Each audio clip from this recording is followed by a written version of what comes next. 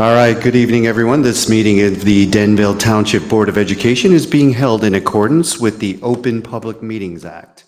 Notice of this meeting was provided to the Daily Record and/or the Star Ledger of Morris County, has been delivered to the Township Clerk, and has been posted on the bulletin board of the Board of Education office and each of the school buildings in the district. Roll call, please. Dr. Moore, Here. Mrs. Seidelis, Here. Dr. Aruna Detasan, Here. Mr. Cass, Here. Mr. Anderson, Here. Mr. Capello, Here. Mr. Kim. Here. There was no need for executive session, so we're going to move right into the next agenda item, but we'll give everyone a second to get settled in and come on in. So the next item will be the Pledge of Allegiance. So when everyone gets in, we'll start.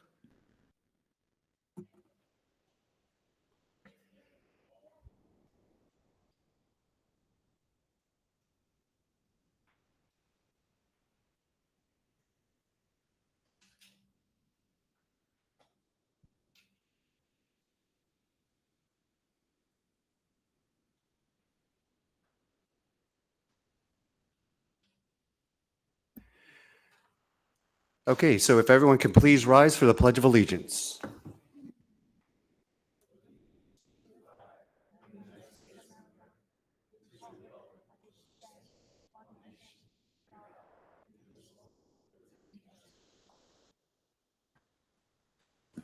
All right, well, thank you all for coming today. It looks like we've got a couple of presentations. So Dr. Forte, I'm just going to hand it over to you, sir. Great, thank you. Today is Valley View Day at the Board of Ed. We do have 3 presentations. Mr.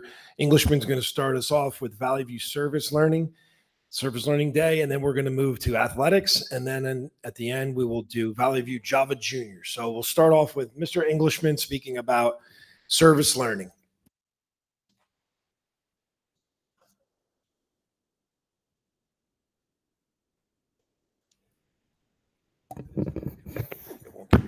Okay. So good evening, everybody. Tonight's really fun because we get to talk about all the fun stuff and wonderful things that we do at Valley View and that we do in Denville. And as I was preparing my remarks for tonight, I kept thinking about how proud I am to be a part of this community and how proud I am to work with the wonderful people I work with and to work with students as wonderful as we have. So one of the things that we've done, and this is a tradition that predates me, this is a long-standing tradition, is Service Learning Day. And it's run through in conjunction with our advisory program. And it's a really wonderful program because our teachers have built relationships over the years with different organizations. We're going to look at some slides in a minute. You'll see some pictures. Different organizations in the community. And then our kids get an opportunity to get out into the community and really do some good work and get their hands dirty. So our first thing that our service learning group did this year was visit Cedar Gate Farms, which is a farm actually owned by parents of Valley View students. And they had an opportunity to get out and visit. And I'm not going to read every word on these slides, but I want to give everybody an opportunity to see some of the great things that they did. So they visited this farm. They got to get their hands dirty. They got to work on a farm for an afternoon. Another one of the advisory groups raised money and supplies for St. Hubert's Animal Shelter and was able to go and make a donation. And that was a wonderful thing.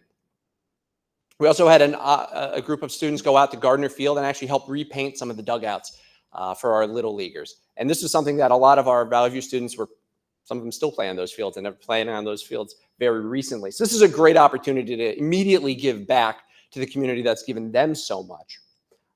We've also worked with a group called Nourish NJ, and this is helping feed the homeless, the groups in poverty, people who are needy. And again, our students got to understand what that means, and we're able to help our community in that way. Sometimes it's real simple. We also had a group of students bake cookies and give them out to Valley View staff, go down to the bus garage and just pass out a homemade snack. A little goes a long way, and it was really appreciated. It was a really fun way for our kids to interact with the staff in a different way.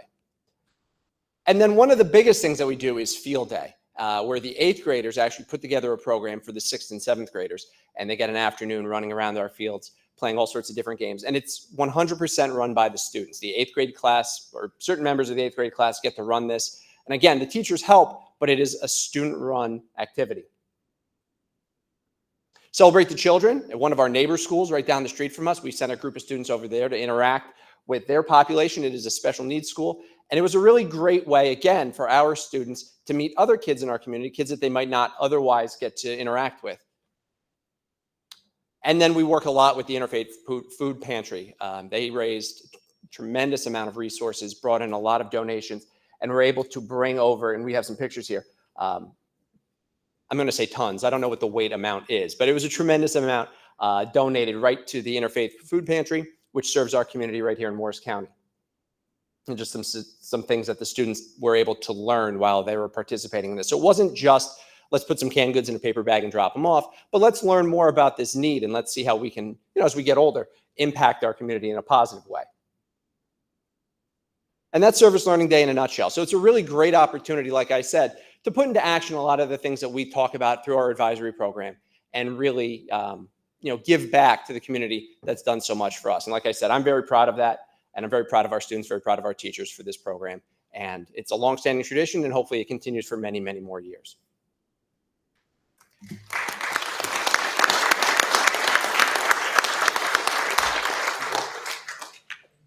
Sure. I'm sorry? Yeah, I'll go ahead and open it up with any board member comments or questions. I'll be the lone wolf on this one. It's a great job, and it's great to see the kids interacting with the community like this in a very positive fashion. Thank you. Yes, thank you. Yeah, I'll just add my thank you also. I think, one of the things we learned a few years ago at our strategic planning was civil engagement and being part of the community. And this is just a great example of it. So appreciate your leadership and really appreciate the students' leadership on pulling together some of these great projects. Yeah, I want to thank you as well. And I hope that this continues on as children grow up, into high school and college. So this is a great stepping stone. So thank you. Mr. Englishman, nice job. Thank you for bringing this to our attention. Great job. Now, Mr. Englishman has two roles. He's the vice principal. He's also the athletic director at Valley View. So I'm going to turn it over to him again for the athletics. So again, thank you for letting me speak a little bit longer. One of the special things about this board meeting that we do every year is we have an opportunity to recognize our student athletes. And I feel like every year we're celebrating a championship or two. And so we're very blessed in this town. We're very competitive. We're definitely a sports town. And our kids have always done a great job. So I'm not going to do too much of the talking. I'm actually going to ask the coaches to come up. So Mr. Mendez, our head wrestling coach, is going to come on up. And Mr. King, our basketball coach, why don't you guys come up now and not leave me up here by myself? So we have a wonderful athletic program, and both of these gentlemen are a big part of that, coaching multiple sports. We have an intramural program as well that Mr. Mendez is very involved with. We have 10 varsity interscholastic programs. And like I was saying earlier, we've had an opportunity to have champions almost every year. So we're going to start with wrestling. We have an individual county champion with us tonight. I'm going to let Mr. Mendez talk about Adam. All right, everybody. So hopefully you guys are all doing really good out there. Me personally, I'm very excited to be here because it means that we have a county champion at Valley View. First time, I think, in about 10 years or so. Last one was at 2014. And I just want to highlight a couple key moments through this one wrestler's 8th grade year. I was lucky enough to be there his whole middle school career. I was the assistant the last 2 years. This year, I was the head coach. And for the first time, this person showed up at school, a changed person. Kind of went through a shift in the summer. I could see a little gear in his head switch that nothing was going to stop him this year, especially at the county tournament, which was his first time ever competing in it. Just to highlight his dual meet record, which is a regular season, he was 8-0. I took a record away from you. I'm sorry. I said 7-0 at first. I forgot about Dover. So 8-0, he pinned his way to 4 wins. He had 1 technical fall, which is basically when you outscore your opponent. He had a major decision, same thing, and he won 2 of his matches by decision. At the county tournament, a lot of the opponents that he faced during the season, he also met there. And every single match that he had as number 1 seed, he had a first round bye. So he went 3-0 with 3 pinfalls. And his last actual match that won him the medal and put his name on the banner at Valley View was his only shaky regular season match, let's say. It was one where I saw him kind of turn that animal spirit around. It was an overtime finish that he thought he lost. And then he turned it on, ended up winning that match by pinfall as well. So if I may, can I bring up Mr. Adam Sepulveda up here, this year's 149-pound county champion.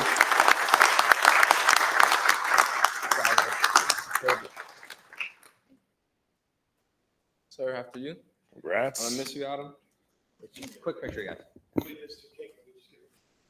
I'll get out. Want a hug? Want a hug?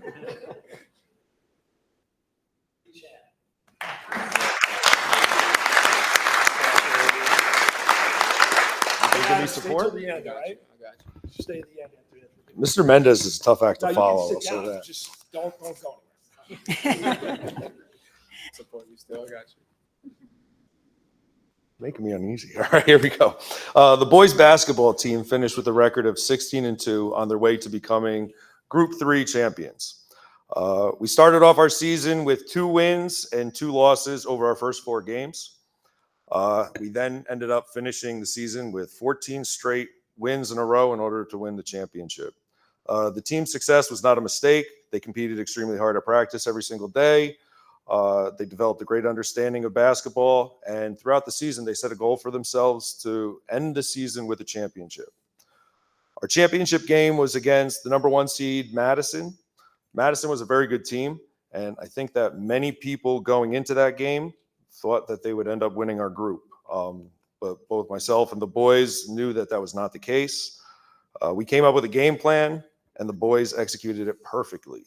We ended up winning the championship game easily by a score of 53-43. Based on the way that we performed at the end of the year, I can honestly say without hesitation that these boys were the best middle school basketball team in the greater Morris County area, not just Group 3. It is my pleasure that I'm gonna read off the names, but then I'm gonna bring my 3 up. All right. Our 2 managers were Brody Barrier and Derek Palaya. I'll save you 3 for last, so that way you guys can come up with me.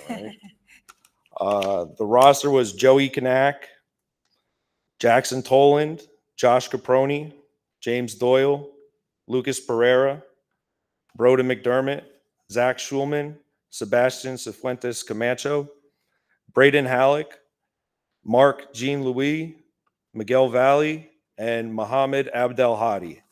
Now I'm going to bring these 3 up. First, Luke Fazio, Ryan Horkey, and Nathan Ferrone.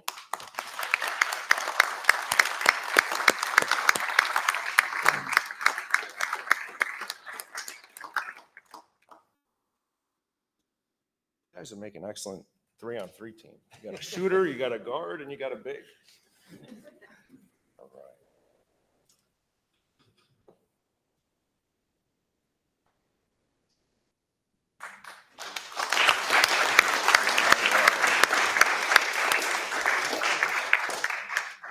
Yeah, would you come back up with this group here?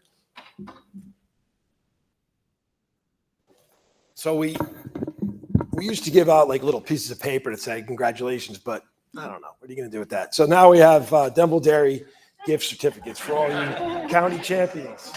Good job, guys.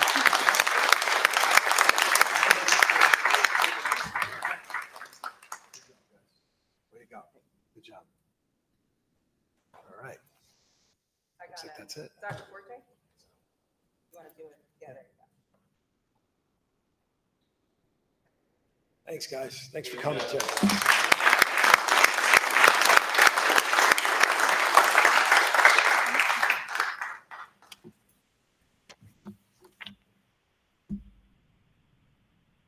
I got to see the basketball team and the wrestlers, and I'm still a volunteer wrestling coach at Knoll, so hopefully I'll be up there with you next year. And it's a great sport. I've been involved in it forever, so I'm so happy Mr. Mendez took it over. He's doing a good job with it as well. And it was really nice to see Mr. King and his crew win the championship this year at Wharton, right? Wharton. Yeah, it was great. Thank you.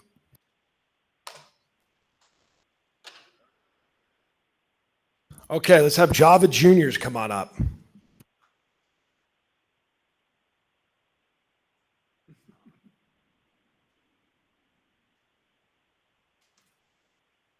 Thanks.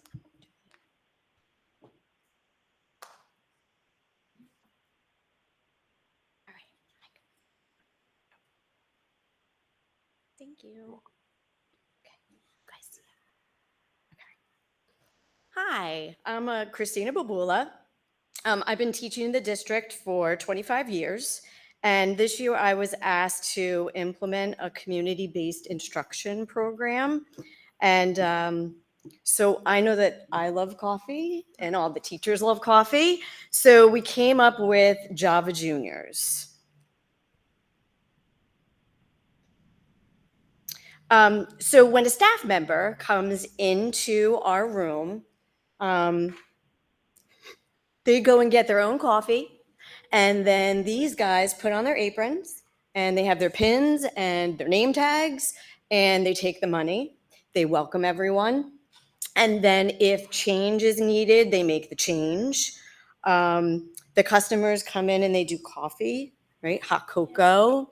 We have cold brew now. We have tea. If anybody comes to Valley View, we got it all. It's only $1, just to let you know. It's better than Starbucks and Dunkin' Donuts. And then we have a little loyalty card as well, which I'll get to afterwards. But that's our little setup there, that picture. And after 7 drinks or baked goods, when we're feeling in the mood to do some baked goods for the teachers, they get a free one. So after 7, they get a free. We also do mobile orders where I get a phone call or an email, and these guys have to figure out the map of the school and they go and deliver it, right? Right. And then midway through, you'll see the second bullet point, midway through the year, I found out that there was a local coffee company in our area, and it was 2 former Valley View students. So our paths crossed, and it's called Lakeborn Coffee, and they used to go to Valley View. So we decided to partner up. They give us a little bit of a discount, and they give discounts to the teachers too. And that's where we now brew our coffee. So it says our community-based instruction is when the students kind of learn business fundamentals, which is where Java Juniors came from. All right, so that's our team. So we have 8 in our team, and I have 4 guys right here. So this is Willow, this is Emily, this is Joneel, and we have Brianna. And Brianna and Joneel, I have to say, they're kind of like the managers because they've been with me for an entire year. So they kind of know the school and they help all the other guys out. Okay. All right, so as a reward for their hard work, we were actually invited to go to Indian Lake Bistro and have coffee with the police officers. We used some of the profits and we bought ourselves breakfast, right? Yeah. And then it just so happens to be that Mr. King is here today. Mr. King, right? Hey, fire. Yup. So they do the Tower Garden. It's in Mrs. Casper's class and Mrs. Plum's class. And Mr. King teaches these guys science in my class. And so they have to take care of all of the produce. And then we sell it at Java Juniors to make a little bit more of a profit, right? All right, so thank you so much for your support. Thank you for recognizing us. This has been like a great program that we did this year, and I'm hoping that we can continue it next year. And we have a little something for everyone. You can give it 1 to each person. Okay, go ahead.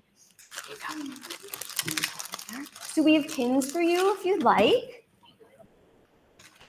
Oh. Thank you. Over there.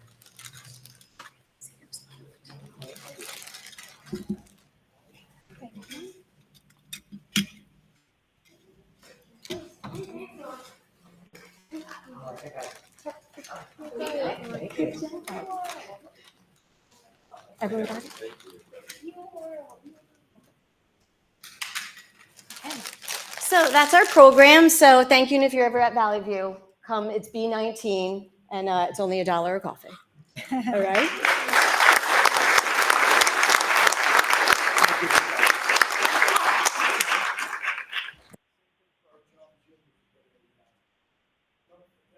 gift certificate. Good job, guys. Wonderful teacher. Oh, thanks. Thank you. Nice job. Thank you. Appreciate it. I really want to thank everyone that showed up, that is here tonight. It truly makes me really proud to be part of a community and education program that continues to excel in many ways. The sports program is another program that we believe is crucial for our district and something that we're proud of. So congratulations to the wrestling and the basketball team. And thank you, Mrs. Papula, for this presentation. This was truly a great experience, and I hope this continues as well. So thank you. And Ms. Skorowski is involved in this tower here, right, Ms. Skorowski? Mrs. Johnson and I really, Mrs. Johnson's credit, she really brought up the program. The funds, but again, it was Mrs. Johnson's idea and development of the program. So And I you got a should not take grant. You got a grant for those towers. Correct. Take a little credit. You got a grant for it, right? Well, thank you, but these again- guys love hearing about grants. I mean, right? We got a Mrs. grant. Johnson here, she really implemented the program.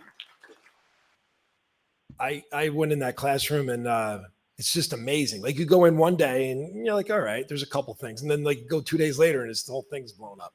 It's like a farm. It's pretty cool. A picture with the Java Junior. Yeah, let's get a picture. The Java Juniors.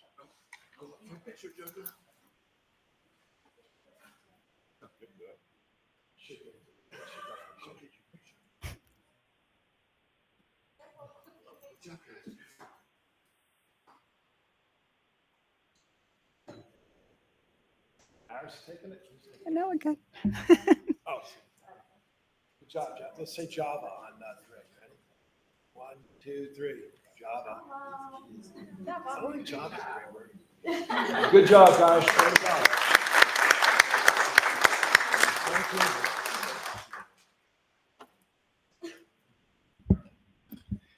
Yeah, so Dr. Forte, we have another presentation, but do we want to keep all the students for this next presentation on electric school buses, or so?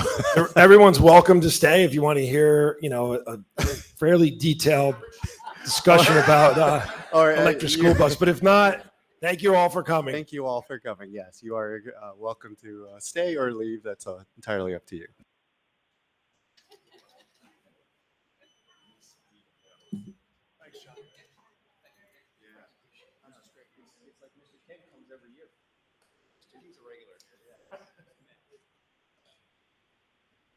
Okay, thank you.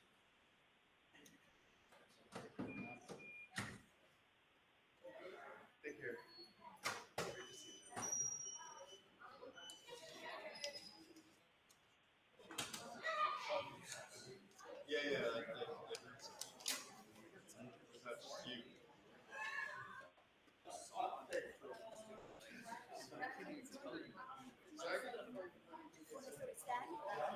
This microphone is on. Entirely up to you. If you want to stand or, Yeah, that's fine. I'll just. or sit.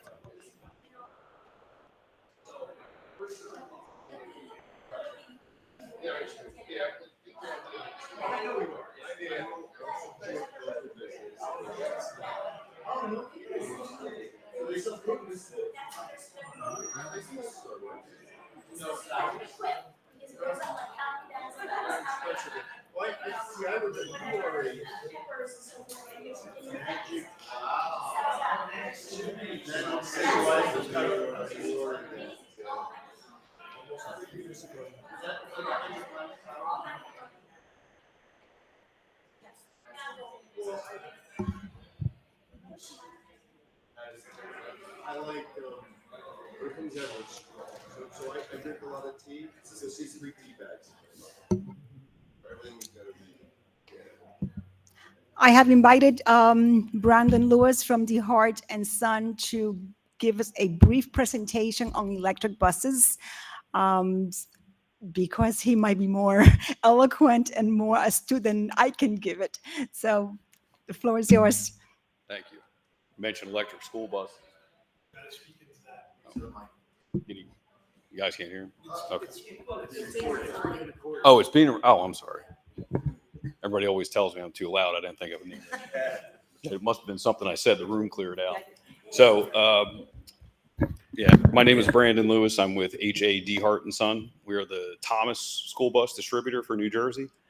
Just want to give a brief, high-level overview of what it is to have an electric bus, what you can expect differences between the buses you conventionally own and operate. It's not as complex as people think it is. Operationally, it's the same. The bus is the same. The driving experience is different in a positive way, but as far as the driver controls and the things they're used to seeing every day, emergency operations, ingress and egress, all of those things are the same. So, excuse me. So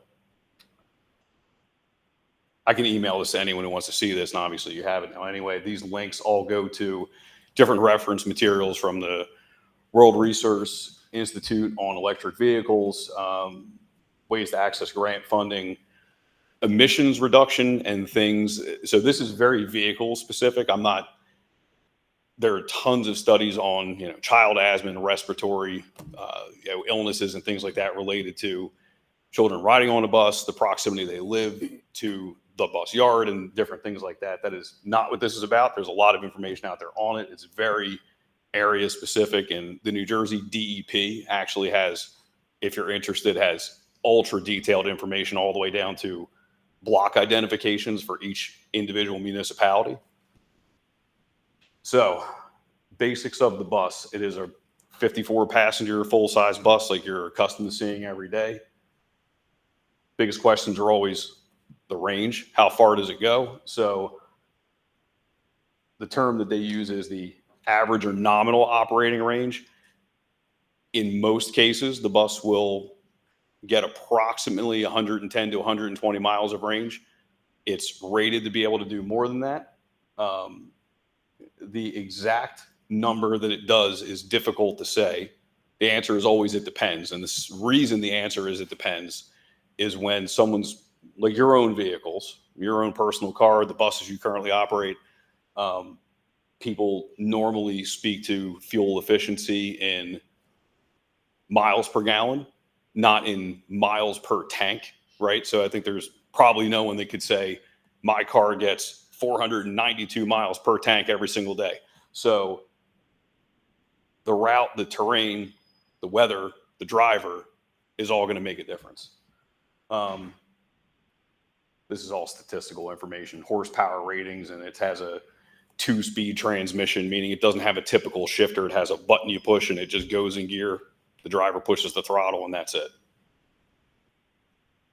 It is governed at 65 miles an hour, by the way. All electric school buses are. They cannot go faster than that as of today. There's no reason they need to, though.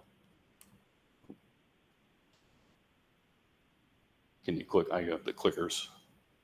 Oh, there we go. So reduce maintenance cost. This is, Damaris and I spoke about this before.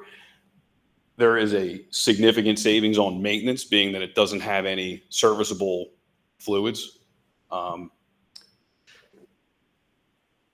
maintenance savings for a school bus, because of the state of New Jersey, the mandatory quarterly inspections and biannual state motor vehicle inspections are what drive about half of the maintenance cost of a school bus. The rest of it in normal PM service and wear and tear, things like brakes, window and door adjustments and things like that. Some of that's still going to be there. The maintenance savings is probably approximately 40%. It depends. It depends on every district's practice, whether you outsource certain maintenance items, also the mileage that gets put on the bus. Tires are still tires. It is going to wear less brakes, just like if any of you happen to own a Tesla, or if you know someone that owns a Tesla, 100,000 miles and people have never put brake pads on them is pretty common. The buses are much the same way. It's not going to go 100,000 miles with that set of brakes because it is a big, 30,000 pound box going down the road. It's not the most aerodynamic thing in the world. So it's wearing things a little bit more quickly than an automotive application would, but it is decisively better than a than any other vehicle that you'll operate for student transport.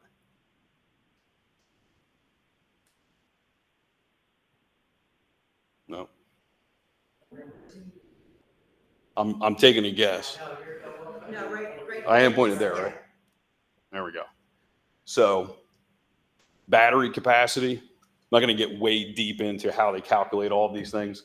So every electric vehicle has a buffer. It has a usable amount versus what they call nameplate amount. So using the Tesla, for example, if it says it has 100 kilowatt hour battery pack, you only have access to typically 92 to 94% of that.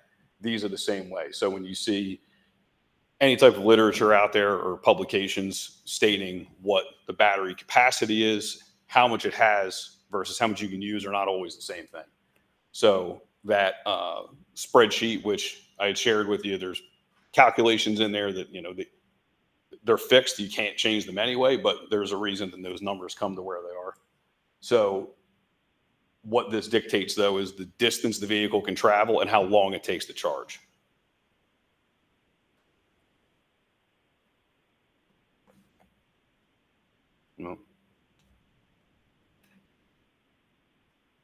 Okay, so this is how they come up with the range. There is an efficiency factor, which is like the equivalent to miles per gallon. It's the kilowatt per mile usage divided into the amount of kilowatt capacity the battery pack has. That is how they determine the expected mileage. And these numbers do change. Efficiency goes up and down in the winter months when the heat is in use. It gets decidedly worse. And the battery capacities do change. So as there's more energy dense chemistry being used in the battery cells, the same size pack, like for example, this presentation is only 10 months old. The battery capacity at the time was 226 and now it's 244, which means the range is slightly longer, but not hugely so. 120 miles versus 110, something along those lines. They say it's longer than that. They advertise that it's longer than that. All manufacturers do. It's in real world use. That's not totally accurate. How is it meant to be used? So route distances between 35 and 50 miles, the state average here is about 32. So it's meant to be charged overnight, leaves the yard full, driver unplugs it or a yard person unplugs it, can operate the full day. If it can be charged in the middle of the day if it needs to be. It's not really what they're designed for. And if the use that you're putting it through is necessitating charging it in the middle of the day every day, eventually there's going to end up being a problem. Someone's going to forget something. It's going to get sent somewhere farther than it needs to. I mean, it's happened. Someone has sent one on a field trip and drivers then had to find a charging station somewhere and made it back. But you have to pay a little closer attention with things like that. How long does it take to charge? The other big question. It depends on the size of the charger. So the math is on that screen, but to make it even simpler, if you have a 200 kilowatt hour battery pack and a 50 kilowatt output charger and it's stone dead at 0, 4 hours. So typically charger sizes for vehicles like this are somewhere between 30 and 60. You don't really need to go larger than that. There's also a limit on what the vehicle can take. So, what New Jersey Transit and other applications like that are doing that have much larger capacities, class 8 trucks that have triple the battery of this, they're putting 350 kilowatts into them. This is not designed for that. And it's also not necessary in the use case of most school buses. I'm going to cruise past this. V to G or V to X is an entire other topic. The Board of Public Utilities isn't ready for it yet. There's already money out there for it. They don't even know how to do it yet. That's an entire other thing. It's essentially where the bus, while it's parked, can feed back to the grid. Mr. Anderson knows what I'm saying. It's like having solar panels, essentially, but it doesn't work yet. That is an example of what the chargers look like that would typically be used for a bus like this. That's dimensionally, it's hard to tell, but they're approximately, 3 feet by 2 feet, mounted on a post or mounted on a wall. You can go larger than that, not completely necessary. If you're getting more than one, a dual output larger unit, it's approximately the size of a vending machine, is a little more common. So that is the end of this very high level, quick overview of the bus. You pull up that other sheet, please. While he's doing that, can I ask a quick question? Absolutely. The charging stations that you showed, those are not manufactured by you. Those are outsourced from another company. Is that correct? Oh yeah, absolutely. Yep. So you had wall-mounted ones in the last slide, but then previous slides show Proterra type stations. Those. Yep.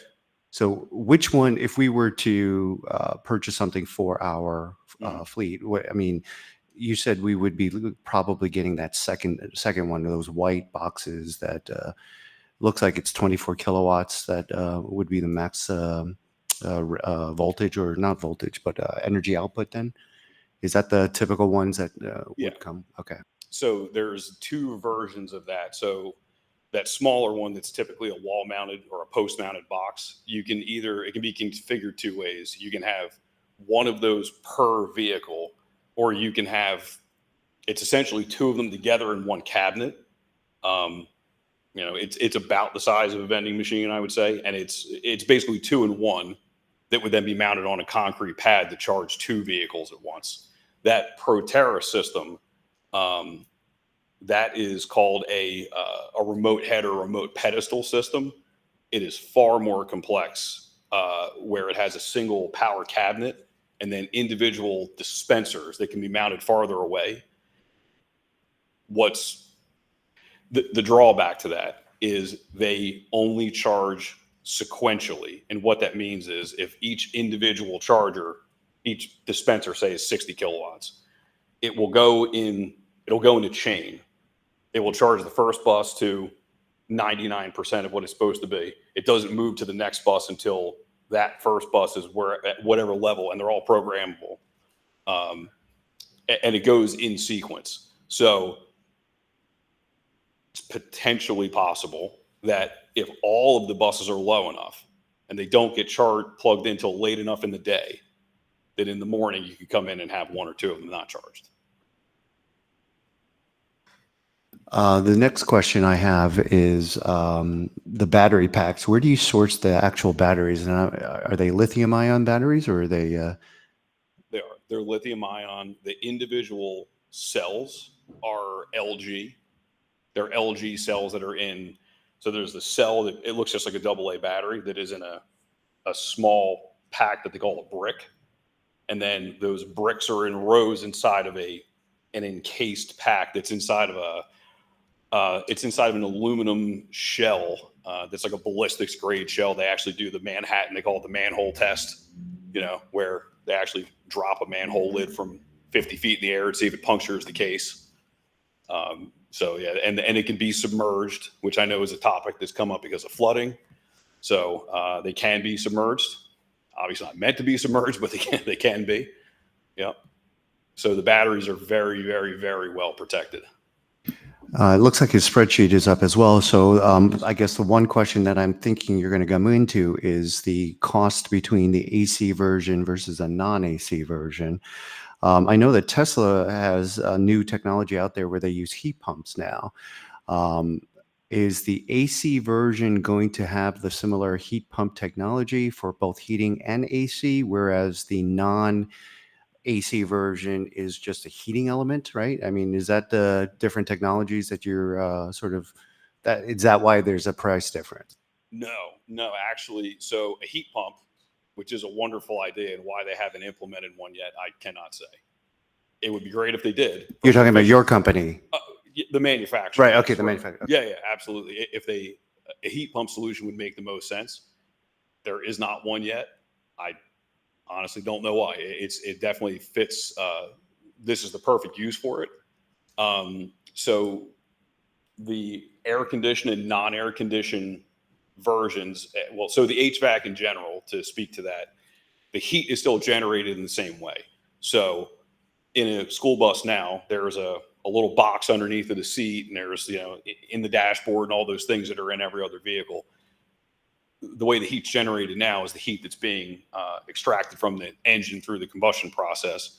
So since there is no engine, it's still cool. It's still liquid coolant that's being heated, but it's being done through inductive heating elements. So there's a small little box that has a heating unit in it that has an integrated pump that then pumps the coolant through all the same places in the bus it normally goes to.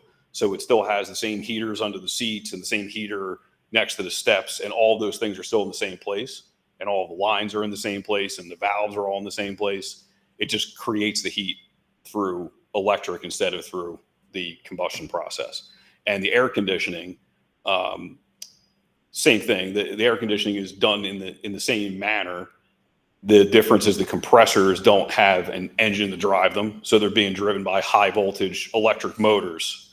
So it's still a compressor with same, in and out suction and discharge lines, and it's the same design system, just the components are very, very expensive. High voltage components of any kind.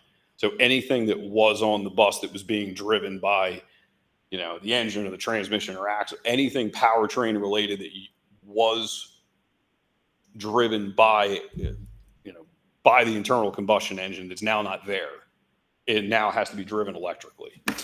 Yeah, you mentioned transmission. One of your slides actually says that there's a transmission, but they're not powered by electric motors then? Oh, no, it does. So there's an electric motor like that. That's literally the thing turning. And when they say it has they call it a transmission because it can actually change directions, but it's essentially a gear case so it has a high and a low. It doesn't shift through gears. It just has a low gear for takeoff power, and then it shifts into a higher gear to keep the output speed lower so that the motor's not working quite as hard when it's trying to maintain highway speed. So it does have a transmission, but it's not a traditional transmission. It's really a 2-speed gear case. So this calculator tool is designed around showing you what this is strictly about fuel. So the difference in operating an internal combustion bus on your route distances based versus the charging cost of that same bus doing the same amount of travel. So you can edit any of these fields. I used what is the state average for electricity. It's 14 cents a kilowatt hour. I mean, was that accurate? Did you happen to see it on the bill? Yes, it's about between 12 and 16 cents. 12, depends. okay, yeah. Mm-hmm. So in this, in this scenario, a 25-mile route length, so 25 in the morning, 25 in the afternoon, moves down to the bottom box of the daily route length. It shows you the amount of energy it consumes, the cost to charge it based on putting back in the energy it consumed at the rate that you're paying. And then on the right-hand side, that is the internal combustion bus at the mileage. Now, that's based on a diesel. That's based on a diesel mileage and diesel fuel price for your average daily cost for the diesel fuel versus the charging cost of $10.85. So it is significantly cheaper in fuel cost, and that number will look better as you plug in numbers of older school buses that get worse mileage, and also if fuel prices go up. That number is not completely accurate because this is based on an at the pump number, which isn't really what you're paying because you're not paying tax on the fuel, and that's also based on 8 miles per gallon, and there are certainly buses that get worse than that. I have a couple questions for you. We were talking about the weight of the bus. Is this bus substantially heavier than the regular bus? No, sir. It is. It's approximately 1,000 pounds heavier. So when you see, and a lot of these things are misleading, people ask about bridge weights and wear on the roads and things like that. So when you see a bus, a truck, whatever it is, and there's a number on the side, 30,000, 33,000, 68,000, whatever it may be, that's called the gross vehicle weight rating. That is the maximum that vehicle can possibly be traversing the road. That's not what it actually weighs. So typically, most of your buses, if they're, it says 29,000 gross weight on the side, that bus with 54 students in it, a full load of fuel and everything else, probably weighs more like 24,000 and change, 25,000. There's a pretty significant buffer there. So these buses are, the GVW, like the number on the side would be 33,000. Actually going down the road, they're probably more like 28, 29. So 28, 29, but didn't you just say our other buses are 24? They could be. It depends on the bus. If it has air conditioning, it doesn't have air conditioning, the fuel tank size. We have a bridge in town that's got that we're barely able to go over. That's basically the reason why we're asking. There's a problem with it, but who knows when NJ Transit's going to replace it. So we're just concerned with that. So maybe we have to get specifics on that possibly. Yeah, I mean, we get an actual, every time we order one of these or actually even configure one, it actually has to go through a weight analysis and compliance check. So we get a detailed weight report before we actually order one. And it, shows the balance on the front and rear axle and the placement of the weight and what all the components weigh. So it can vary, but we know pretty darn close before it even leaves the factory what it is. And then it's based on, the assumed, what the government looks at is 150 pounds per student. And New Jersey being a 54 passenger state, we're the smallest in the nation. So that same bus anywhere else would be a 66, a 72, a 77 passenger. And they're all constructed the same, and they carry, in some cases, 30 more kids than we do. And then what about the tires? They wear out faster? Is there any legitimacy to that? No, I mean, weight does something no matter what, but 1,000, 2,000 pounds on a commercial truck tire. I mean, does it know the difference? Maybe by a little bit, but it's far more likely that tires are going to be replaced, based on age or, taking curb shots from the driver not making a corner. What about it is if they're just going to wear down to the wear bars? Yeah.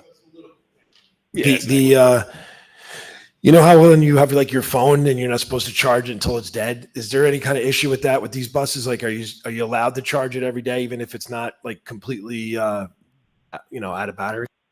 Yeah, you can. So the general guidelines, I mean, you can access any amount of the battery that is accessible. I mean, anything that you can't do, there's a safety mechanism that it won't let you overcharge it. I mean, you can certainly drive it until it's dead, but generally speaking, I mean, we advise to try to not on a regular basis take it below 20% if you don't have to, just for the health of the battery.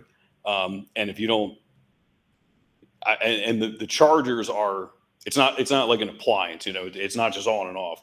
They're smarter than that. They ramp up slowly. They kind of float. And there's also management software built into them that can actually be programmed based on your route times and start times to ramp back up later in the cycle so that the drivers can get in, turn the key, do their pre-trip inspections and things like that while the heat is running. So it's not using any of the battery before, drivers do that. They'll, just like in your buses now, they'll get in and start it. Mm-hmm. Not saying to do this, maybe they do. Get in and start it, let it run for half an hour while they're out walking around, doing their pre-trip, getting coffee, doing things like that. And if you're doing that with this bus, it's going to be using battery power. And what about the battery life? I heard something about maybe the battery might only be warranted or expected life is about half the life of the bus. I don't know if there's any accuracy to that. Well, so the warranty on the battery, it's warranted for 8 years. The expected life, it's expected to last the life of the bus. It's 15 years. 15 to 20, yeah. It's expected to last the life of the bus. I mean, the reality is it's so new and there's so few of them out there that, I mean, has there been a battery failure yet?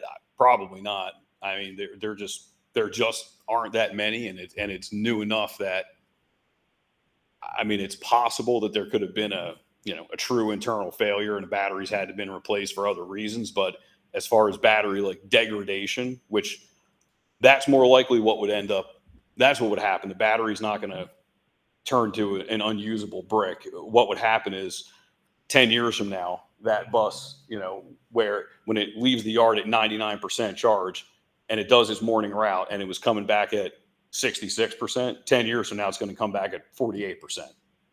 Something like that is what's progressively going to happen. So you might have to do like a midday charge 10 years in, something like that. Potentially, yeah. The battery is going to degrade. It will degrade. I mean, And what about like, let's just say the battery goes in 10 years. Like, any idea of a cost to replace a battery like that? I mean, the battery today, I mean, it's commodity based. So, I mean, a year and a half ago, the batteries were $135,000. I think as of today, they're probably more like 90. I mean, so, and there's also, again, because it's scale is the biggest problem. Like there's a lot of questions there aren't answers to yet because this process, it's all funding based. No one's just writing checks for these things. I mean, we know that. So the amount of time that it takes to get the funding in place and actually get one of these on the road, it takes so long. Like how long? Like if we wanted to do it right now, how long would it take? Well, the process of ordering the bus and delivering the bus is the easy part. I mean, I would imagine it will take you longer to get the service upgrade from JCP&L than it will take to get the bus here, probably by a lot. Okay. We've had that scenario play out 3 times now where we've had a bus sitting there with a customer that didn't have a charger. So we got a rough estimate from JCP&L of between 150 and 200,000 just for the electric upgrade and the charger. Yep. Does that sound legit? Yep. All right. And one last thing. Is there any issue with cold weather charging, like anything like that? Because right now, one of our concerns is our bus garage where it is now, it floods. So it's probably not a great spot to put the charger, we were thinking. Yeah. So if we put it on the other side of town, right, it would be solo. There'd be, our mechanic and our team is on one side, the bus is on the other side. And, we don't want the driver to show up and there's no, power. Is there any kind of issue with cold weather, or somebody was saying that there might be issues with that? No, I mean, charging it in cold weather, it may charge slower, at least initially, because the battery, same thing. All of the battery has a management system, just like the charger does, that it wants things to be within a certain range to ensure that everything is, well, for one, safe, and that the long-term health of the battery stays intact. So it will heat itself. Like the bus could be sitting there with the key not even in it. And when it's plugged in and charging, all of a sudden you hear a fan running, or it's doing something for it to create the condition that it needs for it to charge the way that you're asking it to. So it may charge slower. It may take longer to ramp up to the peak output of the charger or the capped input of the bus. But as far as the functionality of the charger in the cold, no, that hasn't been an issue. Just one more thing about the 150 to 200. This is all new to us. Like we're learning, I don't like to say this, but we're like flying a plane while we're building it. Like we're trying to figure out all this at the same time. So today we were told between 150 and 200,000, but I just want to be clear. Do you think that's an estimate for the infrastructure and the charger, or just the infrastructure? It could be either one. It honestly could be. I mean, if the charger is 40,000 and JCP&L, and each utility company has a program, PSE&G calls it a make-ready program. Rockland Electric calls it something else. They all have a program where they pay a portion of the pole to the meter as far as the upgrade, or in some cases they'll pay to supply the transformer.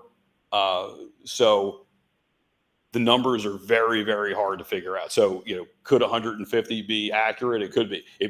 It could be 150 and it should have been 250, but JCP&L is covering 100 of it.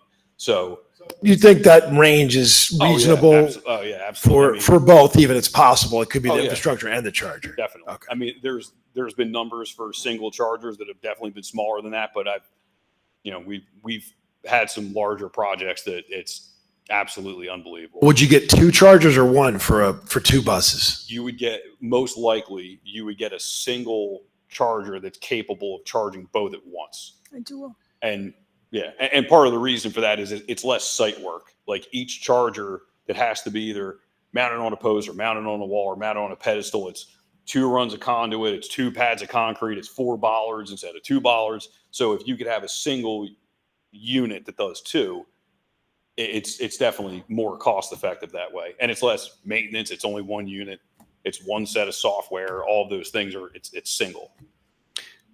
As a follow-up to your question, Steve, your company doesn't install the charging stations, then that's done elsewhere then, is that what I'm hearing? Correct. We have contractors that we've worked with. I referred to, that know this side of the business very well, and the interoperability between the bus and the charging equipment can be very fickle. So it's using whatever contractor you choose. It's completely up to the board. It's not up to us, but we like to at least know that they have an understanding of what needs to be understood. But we've had more than once. We've had an incident of, we had a bus contractor, about to spend a really large sum of money on chargers that were entirely incompatible with the bus.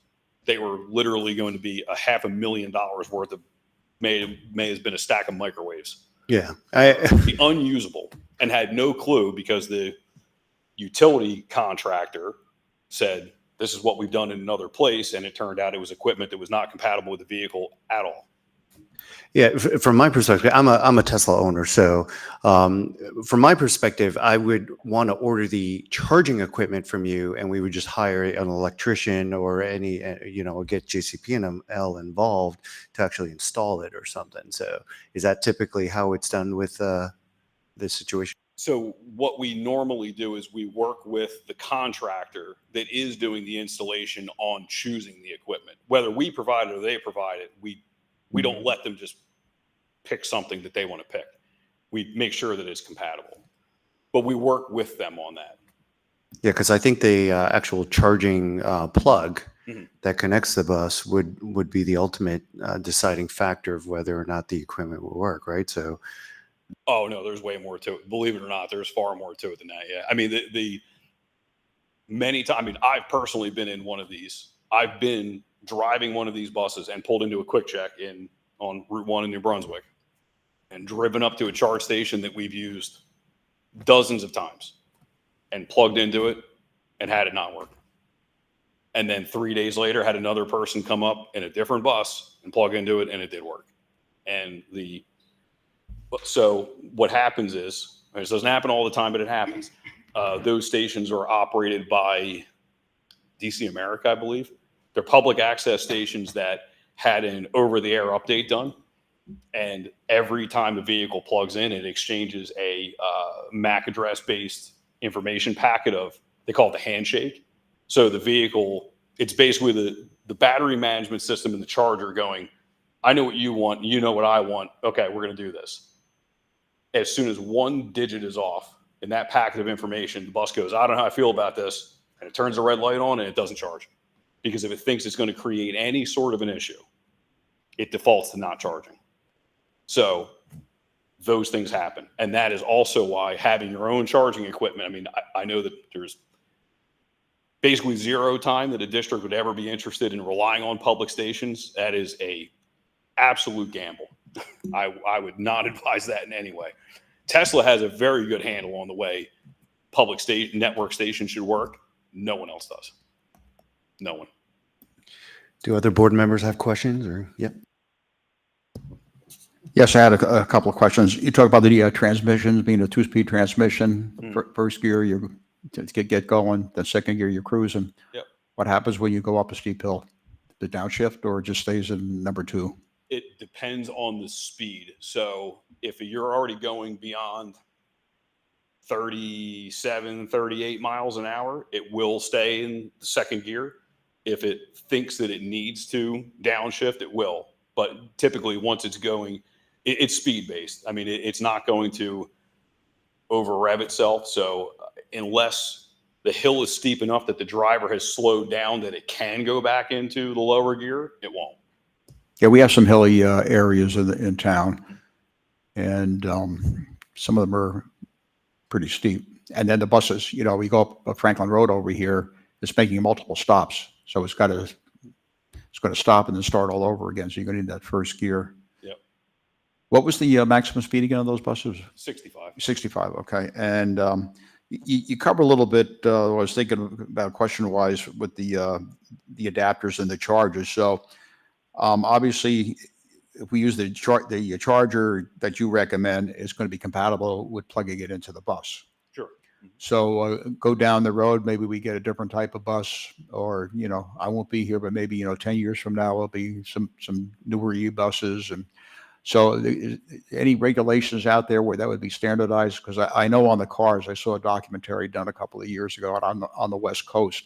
And it was just amazing how many places you could not charge your car because of the between the incompatibility between the charging unit and the vehicle's receptacle. I won't get into the credit card use and all that kind of stuff too, but it was not good for the consumer. Yeah, so it is there is protocol around that. It is regulated through the SAE, Society of Automotive Engineers. So the biggest problem, the biggest hurdle that we or anybody else in the commercial vehicle world have with using public stations is it's not that it's not regulated, but the language that communication protocol is speaking, it can vary. And the level of tolerance to that variance is a little bit different vehicle to vehicle. So should it work everywhere? Yes. Does it? No.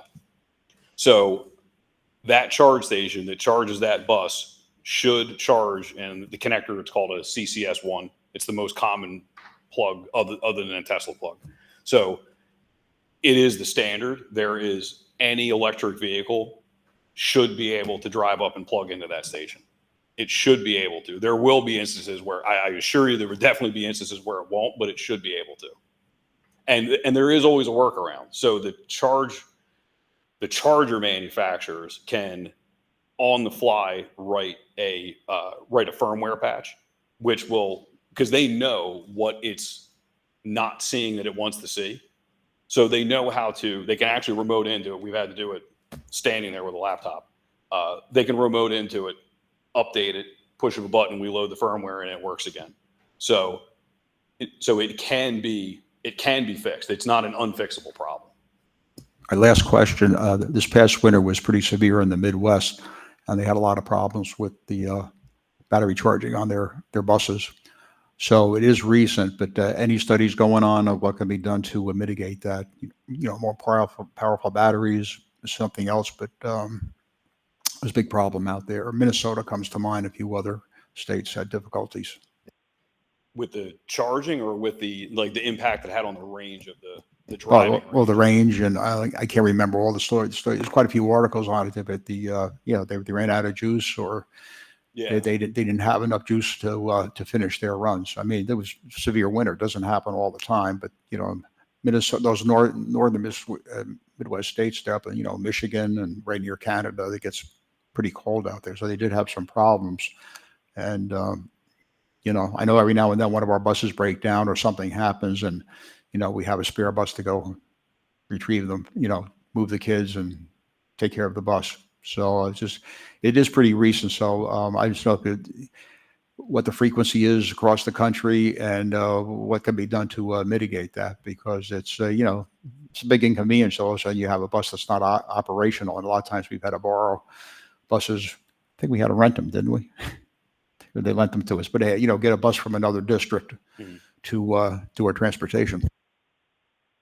I mean, I guess it would depend on what the exact I mean, I know there were definitely instances where, you know, there was a storm during the day and even people in cars were, you know, when it was taking 5 hours to get somewhere that should have taken 45 minutes and people were running, it was there were Teslas dead on the highway because people were inside them with the heat running for hours and hours and hours, and then it didn't have enough battery capacity to make it out, which could theoretically happen to a bus too.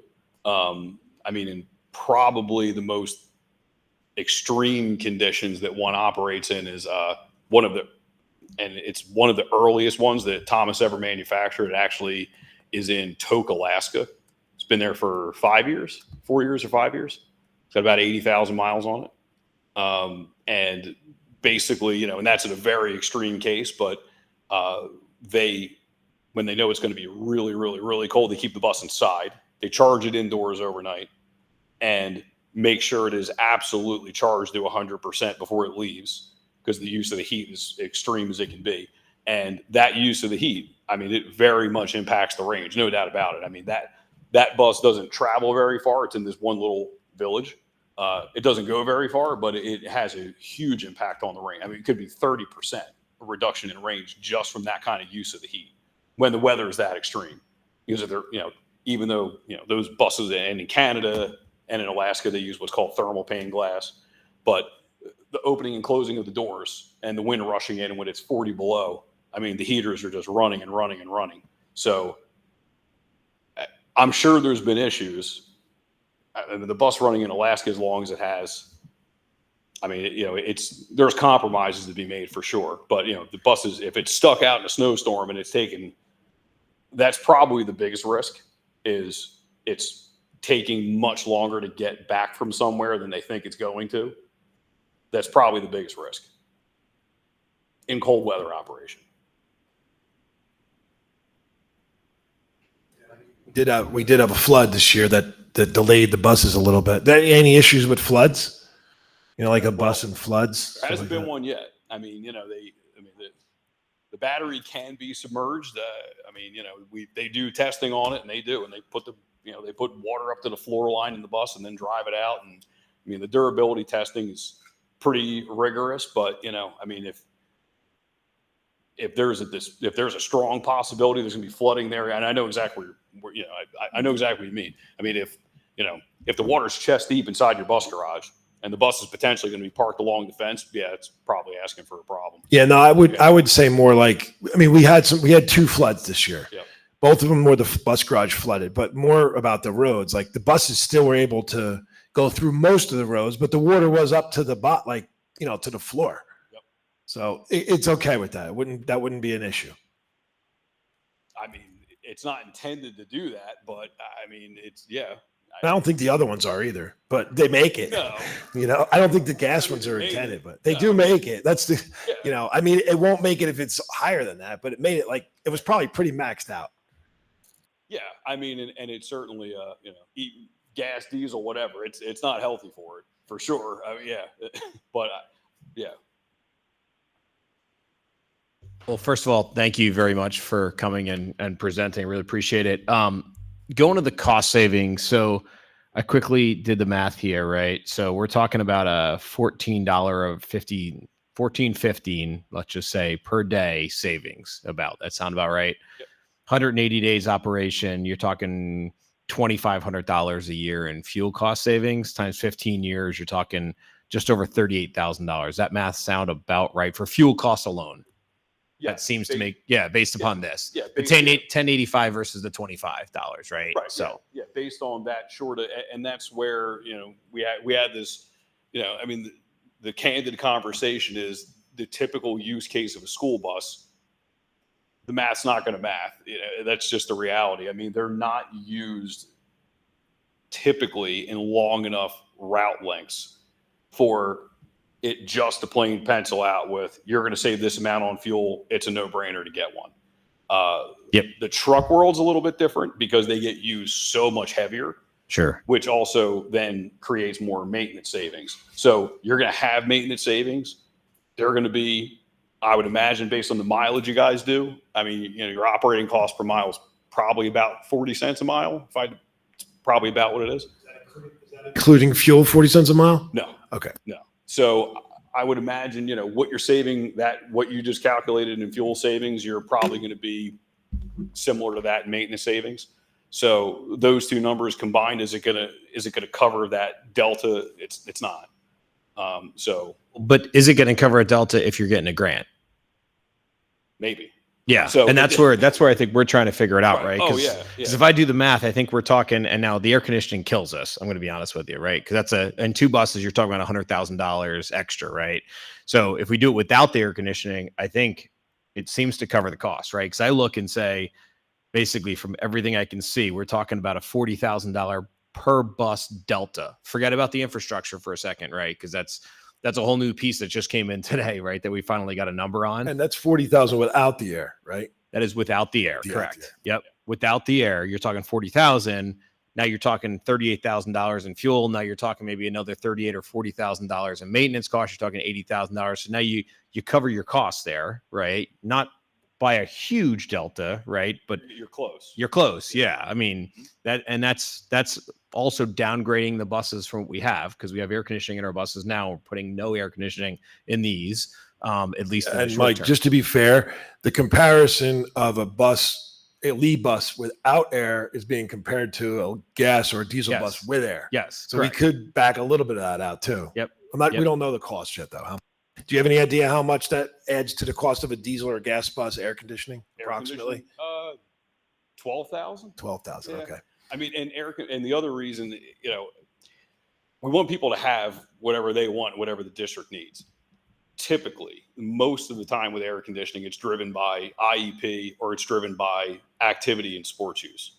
So these buses are not particularly well suited to long distance trips and sport and athletics use anyway. So more often than not, if you don't have to spend the money on air conditioning, you're kind of better off not. In my opinion, I mean, if you don't have to have it, it still does have air conditioning for the driver, like it has in-dash HVAC that defrosts the windshield and all of that stuff. I'm just talking about the auxiliary air conditioning for the back. So, I mean, I look at it, I'm just thinking costs. I think all of us kind of agree environmentally, everything, right? Sure. It makes sense. So, I guess my question is, are we missing anything else, right? You see a lot of districts look at it. I mean, we're looking at the finances here pretty closely. The other challenge we have, not particular to what you guys would have to worry about, but we need to come up with the cash up front and then be able to get the grant back. Different story altogether. But outside of all those factors, is there anything we're missing? Is there any reason you've seen a lot of districts go this way, or maybe you have or haven't? I'm not sure. But like, what would be your opinion as somebody who deals with probably diesel and electric buses? You have to want to do it. You have to want to do it. You have to want to do it for reasons that aren't in any of these slides. It's definitely a better driving experience. It's a better experience for the passengers, being that the bus is completely silent. There are a lot of positives outside of the dollars and cents. The grant funding is what completely drives it. So if there's other, the DEP funding is something that comes back that is a larger amount than what you were expecting, that then gets the numbers closer. If JCP&L rolls out another program, or when they start the federal tax credit, also $40,000 a vehicle, even though you're not a taxed entity, you still get it. That's nice. That probably gets it closer also. And then if there is depending on where you place the chargers, and this is an entire other conversation, but there are other programs out there where if the district makes a charger accessible to the public, there's also additional funding. So, and there are districts doing it, putting the charger strategically, near the football field and things like that, where they know the bus is going to be, where visiting buses are going to be, and also where if there is a member of the public that wants to use a charge station, they're not next to the school building, they're not over by the bus yard, they're kind of off on their own. So there's other programs out there too that you can, there's other places to find money. You definitely have to look. They don't, the BPU doesn't do a great job at advertising these things, but the New Jersey DEP is pretty darn good about it. They have a vested interest in making sure that all of that money gets out. They are actively looking for people to ask. So How familiar are you with this grant we're getting from the EPA? So I'm familiar with it in that the one that you got, this current one, was strictly a reimbursement, or they call it a voucher. It wasn't a competitive solicitation grant. So it's generally not for a really large amount of money. It's not for a big, chunk of cost share.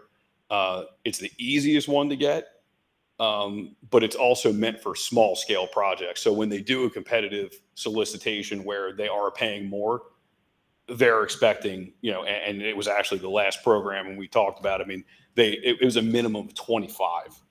I mean, it was really, really large dollar amount. So, we did some things with the Port Authority with, a couple of different bigger projects, but a smaller district, even a large district. I mean, the largest, public owned fleet in the state, 25 vehicles at one time is still a really large percentage of that fleet. So it's difficult. So 100%. That's 100% of our fleet. right. Yeah. So yeah, exactly. Yeah. So even if, and I even said this, like if the money fell out of the sky and they said, here, take them all electric, it's still a gamble. Correct. I mean, there's going to be situations where it's not going to be the right fit. You do still need to have internal combustion buses. You do still need to have spares. So two is, crawl before you walk is I think is the right thing to do. Even if they pulled out more money and said, hey, we want you to give you 5. I don't know. You sell us both kinds of buses too. You sell us diesel, gas, and these electric buses, right? Try to. Right. But I mean, we buy them from you. Sometimes. There's another guy. Nobody likes that guy. There's another guy. Yeah. Yeah. The small buses, the little buses are the buses that come. Right. Yeah. Just one question. The maintenance here is a little bit different from the traditional buses, diesel buses and whatnot, right? Yeah. Do we do our own preventive maintenance or where do we do our maintenance work? Or is it easy to do this, easy to find people to work on this bus if there's a problem? So the thing that makes it easy is there are very defined lines of no matter who you are and how good your mechanic is, you can't touch that piece.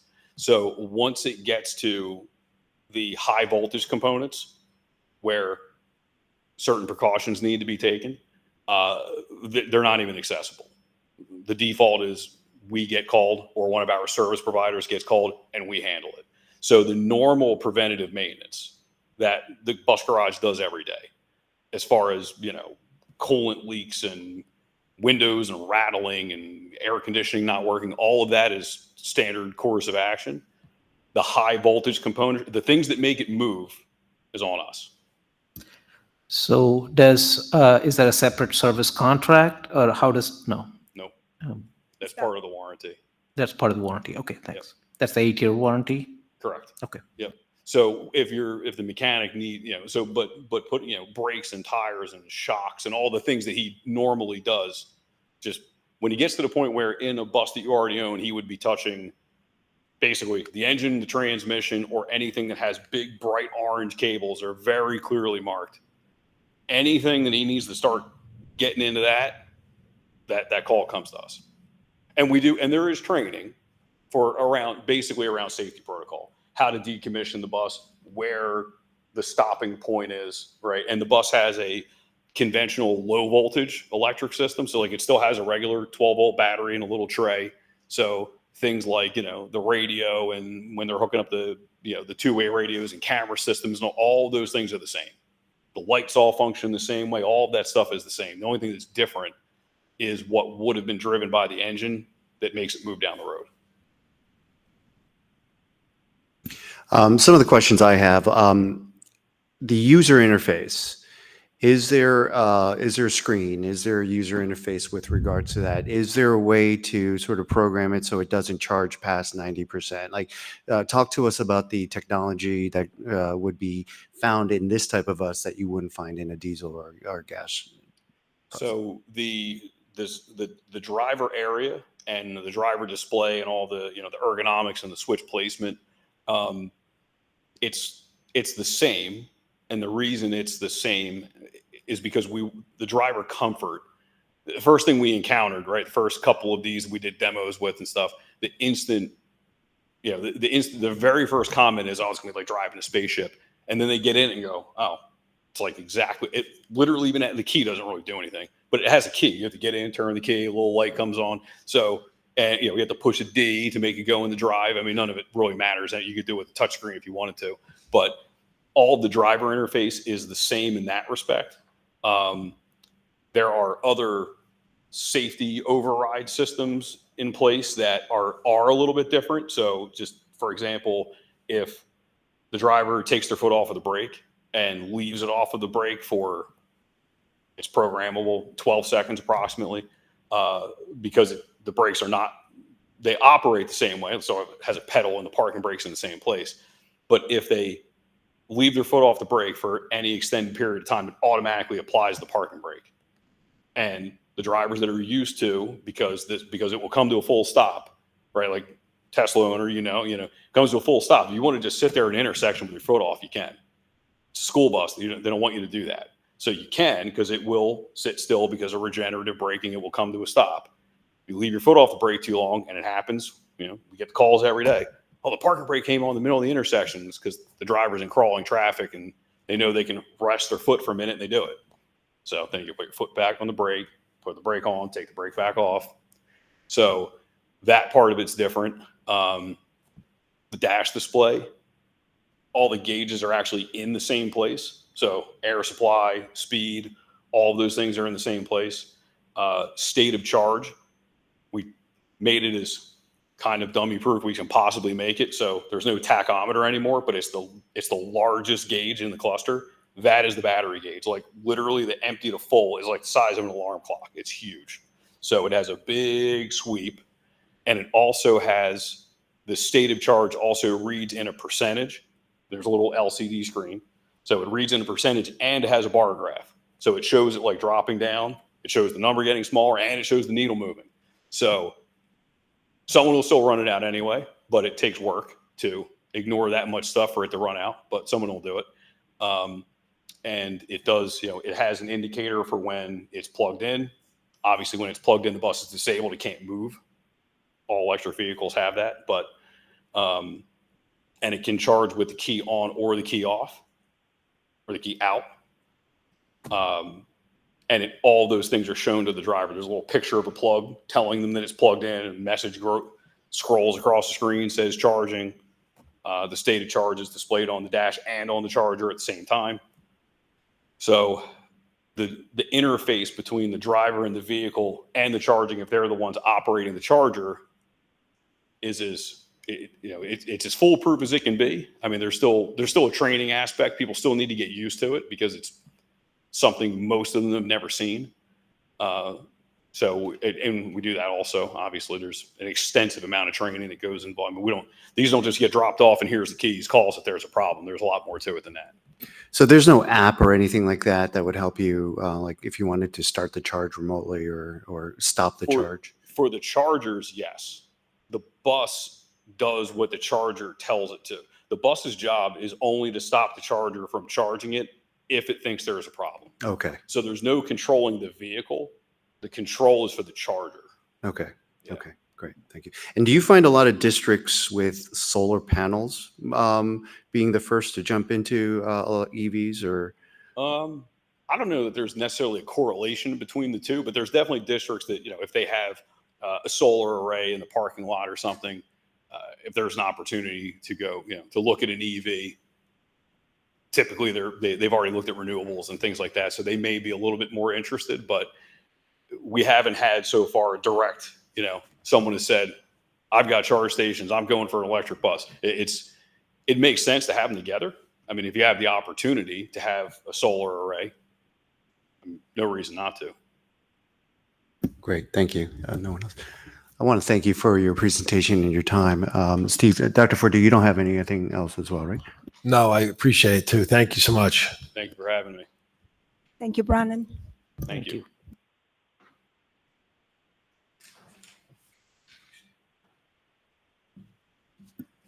Okay, we'll continue on with the agenda. We'll reserve any questions between the board members about this during not public comments, but the section in the back. So, all right.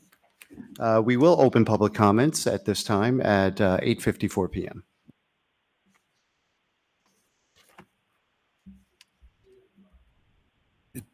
Just go back to the us too after. Oh, forgive me. Yes. Oh, I will come to the superintendent comments after that. So, if there's anyone online that wishes to ask the board a question, then please do so in the chat box.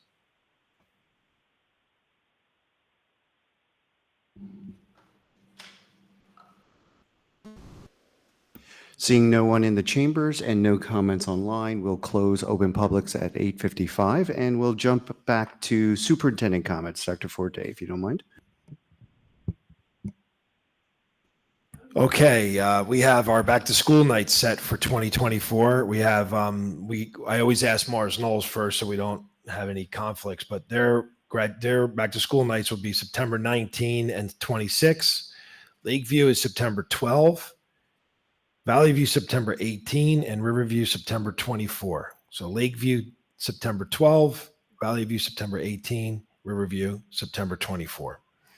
It was in my report this last week too, if you get a chance to look at it. Got a chance to go to the farmers market for a little while on Sunday to see our green teams. They once a year, typically our school environmental green teams go to the farmers market. And it was really nice. They had a couple tents set up. They were displaying some of our activities that our students have been doing throughout the year. They even had some students with little placards on saying, "Ask me about," and then they would tell you about something. So it was great. I was happy to see it. It's really nice to see our green teams continuing the great work that has been started with previous faculty, and now it's even developing and growing from there. So super happy about that. Not sure if you're all following this, but the Morris Knowles, and I'm only talking about athletics. There's a lot of other things that they're doing great, but right now, since we honored our athletics, Morris Knowles is having like an amazing spring season with Valley View alum.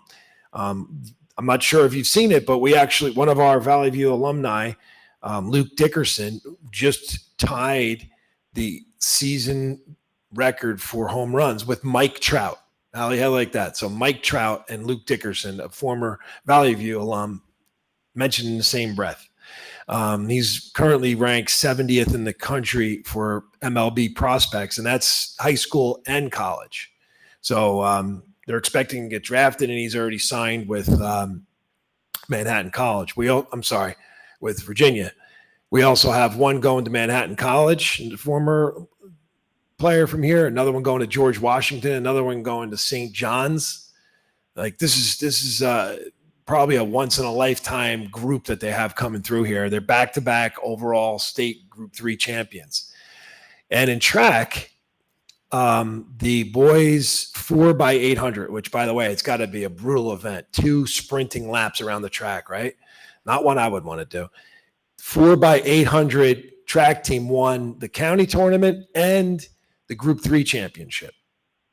And our girls softball, these are all kids that came through our schools too. They were played in our sporting on our teams. Now they're on Knowles. The girls softball went to the final of the Group 3 and lost to Steinert from Hamilton.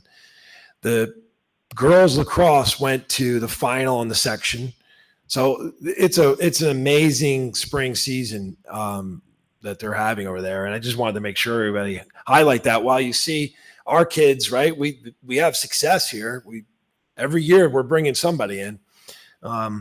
So just wanted to make sure you guys were aware of all these things that are going on up there. It's pretty amazing. I will get the college selections like I always do and highlight a few of those too later in the year. And that's it for my report. Can I piggyback on the Morris Knowles athletic as well? The ladies also on the golf tournament, they were champions as well too. So not only the boys and the other sports, golf for the first time, the ladies won the championship. Wow, that's incredible. Thank you both. So really appreciate that. Assistant Superintendent comments, please.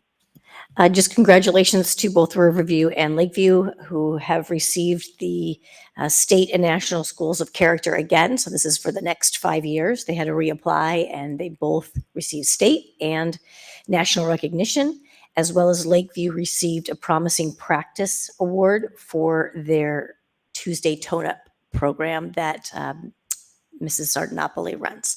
So that's pretty great that they won that practice award.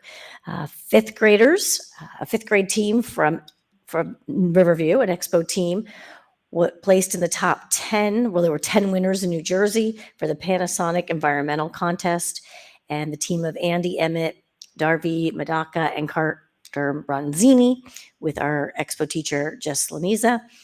They were just given the award this past week. So they were given gift certificates and a variety of prizes for their award. And it was really neat to hear what the other 10 schools did, or the other 9 schools did as well, for their environmental projects.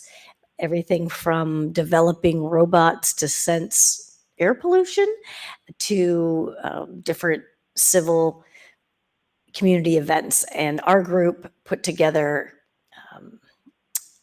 little signs and little handouts and bookmarks and things out to the community, just having different facts about air pollution.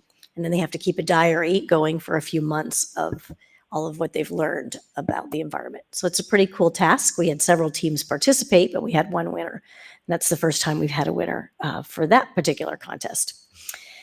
And just to update our kindergarten numbers, we're at 176. Lakeview has 99, Riverview 76, and we have one student still in the flex zone that I have not placed yet. This concludes Assistant Superintendent's report. Thank you very much. And for business administrator comments, Mrs. Gorowski. And talking about electric buses, I just want to let you know that I did apply for 2 other grants for electric buses. One was already denied. The other one is still pending. This other one is $270,000 per bus, a little more than the one that we just accepted. Again, it's still pending.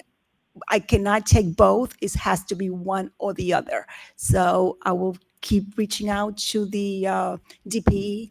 Hopefully we'll take that one if they awarded us. Ms. Gorowski, you read my mind. I'm looking around like, can we use both for one bus? So We can only accept one because we have to give in the other 2 buses. We only applying for 2, so we can only accept one or the other grant. But if we were buying 4 buses, we could accept both. Okay. Anyway, moving on with the agenda. Thank you for those comments. Old business, no action to be taken. Mr. Capello, can you take us through that, please? Sure, I'd be happy to. I or someone else at the next meeting will be moving items A, B, and C under old business. A are the reports for May 2024, Treasurer of School Monies and Board Secretary. B are the education reports of student enrollment, the report of the Health Office from May 2024, HIB case VV16, and approving the 2023-2024 Denville Schools HIB self-grading. And finally, minutes, work session and executive session meeting from May 13th, and regular session and executive session meeting from May 20th. I'll second. Thank you, Mr. Capello. There's no action.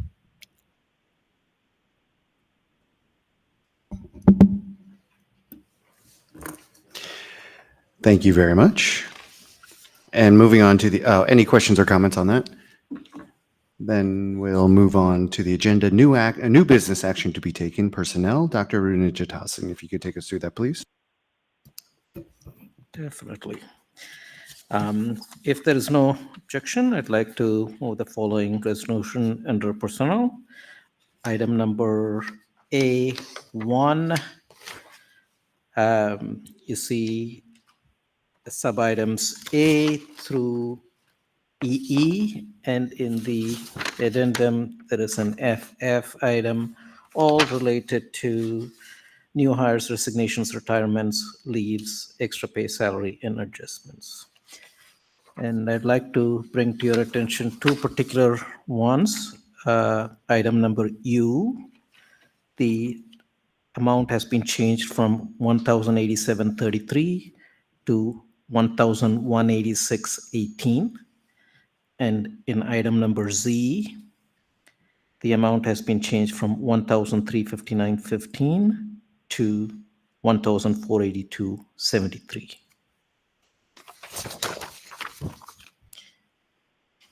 Item number 2, this is a salary adjustment following the previously approved sidebar agreements for 4 employees as listed.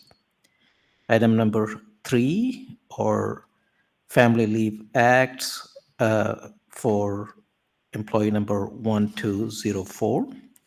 Item number 4 is FMLA for employee number D531. And item number 5 is a separate list for ESY, approval of the staff for ESY. Item number 6 is leave for employee number D200. And item number 7 is new hire custodian for the 24-25 school year. So, I'll second. Oh, okay. Ms. Adelis did say second, so I'll honor that as well. Thank you very much. Any questions or comments?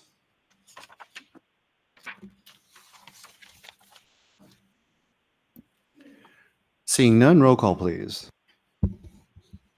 Dr. Moore, Yes. Mrs. Adelis, Yes. Dr. Aruna Jatasan, yes. Mr. Cass, Yes. Mr. Anderson, Yes. Mr. Capello, Yes. Mr. Kim. Yes. And moving on to instruction and program, Dr. Moore, if you will. Yes, I'd like to move for approval of the following resolutions under instruction and program. Under number 1 is a comprehensive Orton Gillingham Plus training for reading intervention. And under item number 2, the approval of the submission of the ARP Safe Return Plan. I'll second. Thank you, gentlemen, for that. Any questions or comments? Roll call, please. Dr. Moore, Yes. Mrs. Adelis, Yes. Dr. Aruna Jatasan, Yes. Mr. Cass, Yes. Mr. Anderson, Yes. Mr. Capello, Yes. Mr. Kim. Yes. Mr. Anderson, can you take us through finance, please? Sure. If there are no objections under C, I'd like to move items 1 through 5 as a block. I'll second. Thank you. Questions or comments?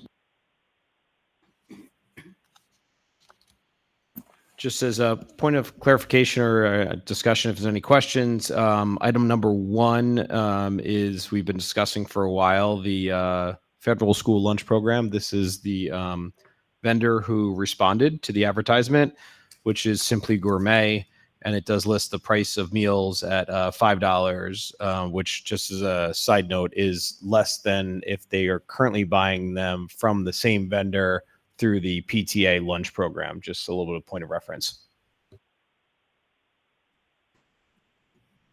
Thank you for that.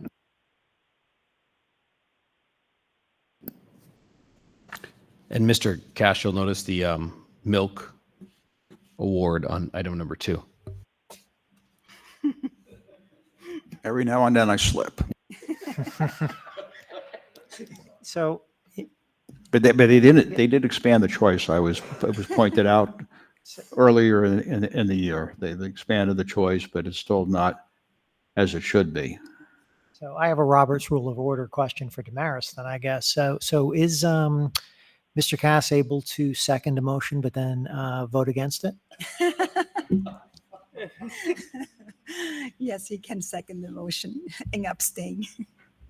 Thank Say you. no. Well, let's go right into it then. Roll call, please. Dr. Moore, Yes. Mrs. Adelis, Yes. Dr. Aruna Jatasan, Yes. Mr. Cass, I'll abstain. on both. No, just on the milk. I've always supported most of everything else. Thank you. Mr. Anderson, Yes. Mr. Cass. I'm sorry, Mr. Capello, Yes. Mr. Kim. Yes.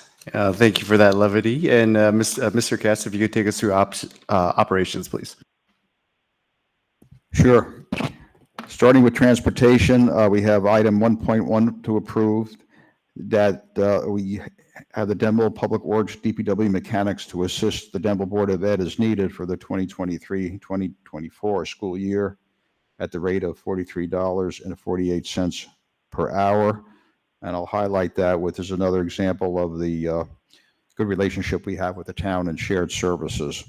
Item 1.2 is to retroactively approve the following school bus emergency evacuation drill.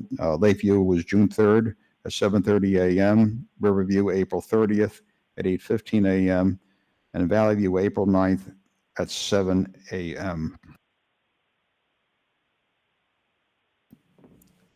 Do we have a second? I'll second. Thank you, Dr. Rajatasan. And any questions or comments? Roll call, please. Dr. Moore, Yes. Mrs. Adelis, Yes. Dr. Arunajatasan, Yes. Mr. Cass, Yes. Mr. Anderson, Yes. Mr. Capello, Yes. Mr. Kim. Yes. All right. Next section is no new business, no action to be taken. Vinny, can you take us through personnel, please? Sure will. The next meeting, either myself or one of my colleagues here will present the following resolutions. One is for new hires resignations, retirements, employee leaves, extra pay, salary adjustments. There are several items listed here, A through V.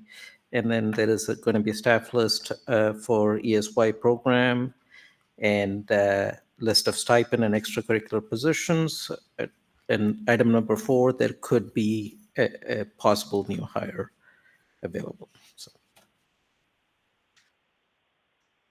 Any questions here? Okay, moving on to instruction and program. Dr. Moore, please. Yes, either myself or someone else will approve the following resolutions under instruction and program. Item number 1 is 2 teachers going to the Star Lab training workshop.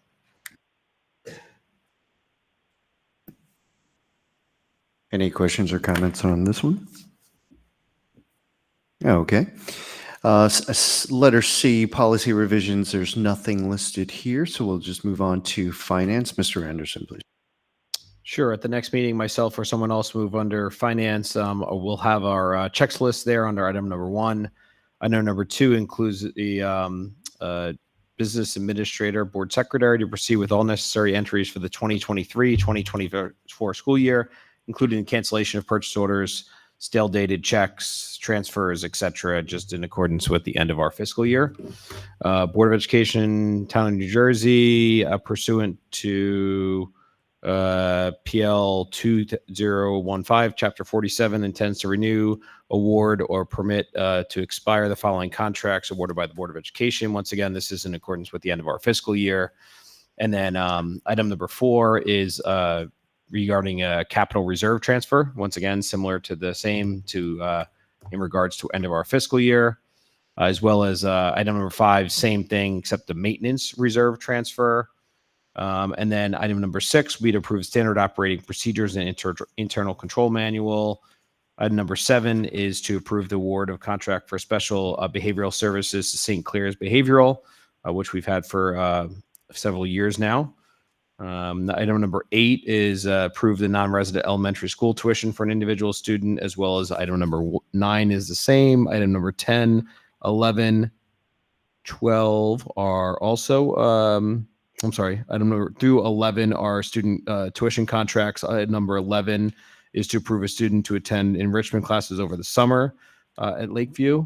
And item number 13 is the board to approve the acceptance of award of the amount of $400,000 from the EPA regarding the application. This is with regards to the Clean School Bus Rebates Program for electric school buses that we spoke about earlier in the meeting. Thank you very much for that. I'd like to say thank you to the Finance Committee and to the administration for all the work I took a look at the minutes and it was pretty detailed. And after having a conversation with Mr. Henderson, it sounded like that meeting was a very productive one. So thank you for sharing that minutes, and thank you for all the hard work in getting this done. So special thanks to you, Ms. Gorowski, for that, the EPA grant that you received. So really appreciate it.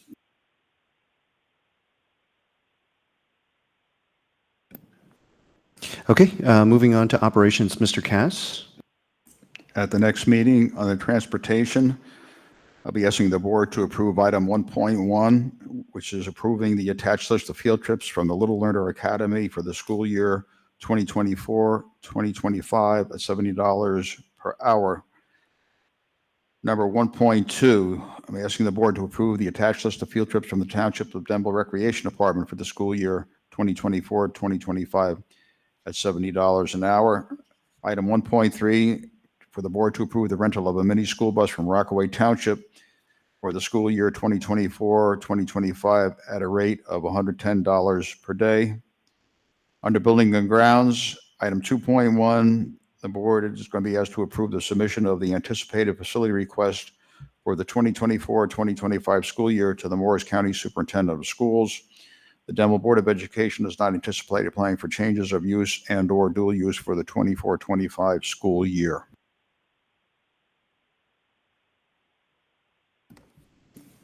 Any questions or comments? Okay, for the good of the cause, committee reports, correspondence, discussion items, board meeting highlights. Yeah, I'm not going to read all the minutes from the meeting there, but we just had a very good and thorough presentation about the e-school buses. And obviously learned a lot tonight that didn't previously know. But it appears there's still a lot of unknowns with the technology. It's still relatively new.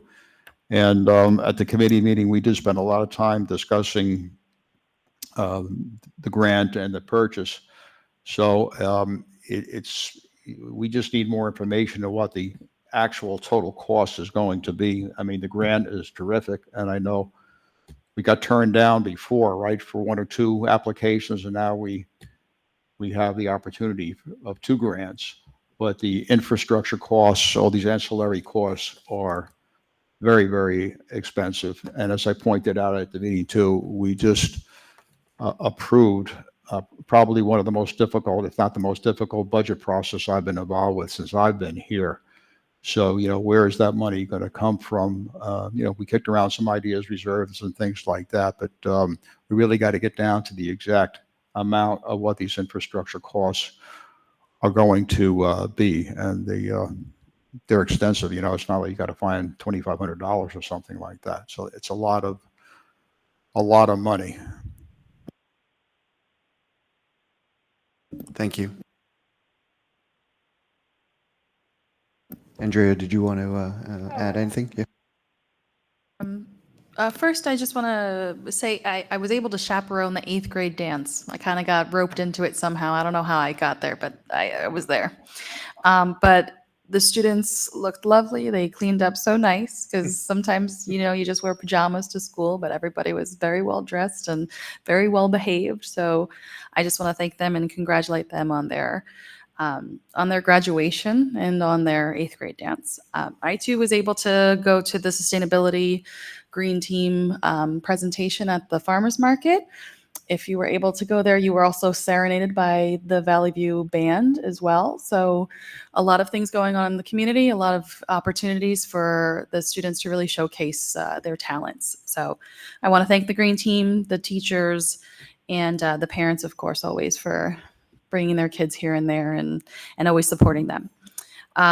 And then because we're just a couple of days from graduation, I want to say congratulations to the 5th graders moving on to middle school, Lakeview and Riverview graduating on Friday, and Valley View on Monday, the 14th. But I did have just one question that I wanted to clear up before we really discuss more about the electric buses, as if that wasn't enough. But am I correct in assuming that we have 21 buses? Is that how many buses we currently have? We have about 25 buses. And are any at the end of their life cycle? I know that we are also purchasing a minibus, right? That was part of one of our. Actually, this year end, we do not have any buses that are ending the cycle. We do have 2 buses that will be ending the cycle during the 25 in June 2025, and those are the 2 buses that I have assignated to be replaced by the electric buses. Is there a time limit period for utilizing this grant? Like, do we have to purchase something by an X amount? I have to have the purchase order and submit requests by November 2024. Thank you. Anyone else?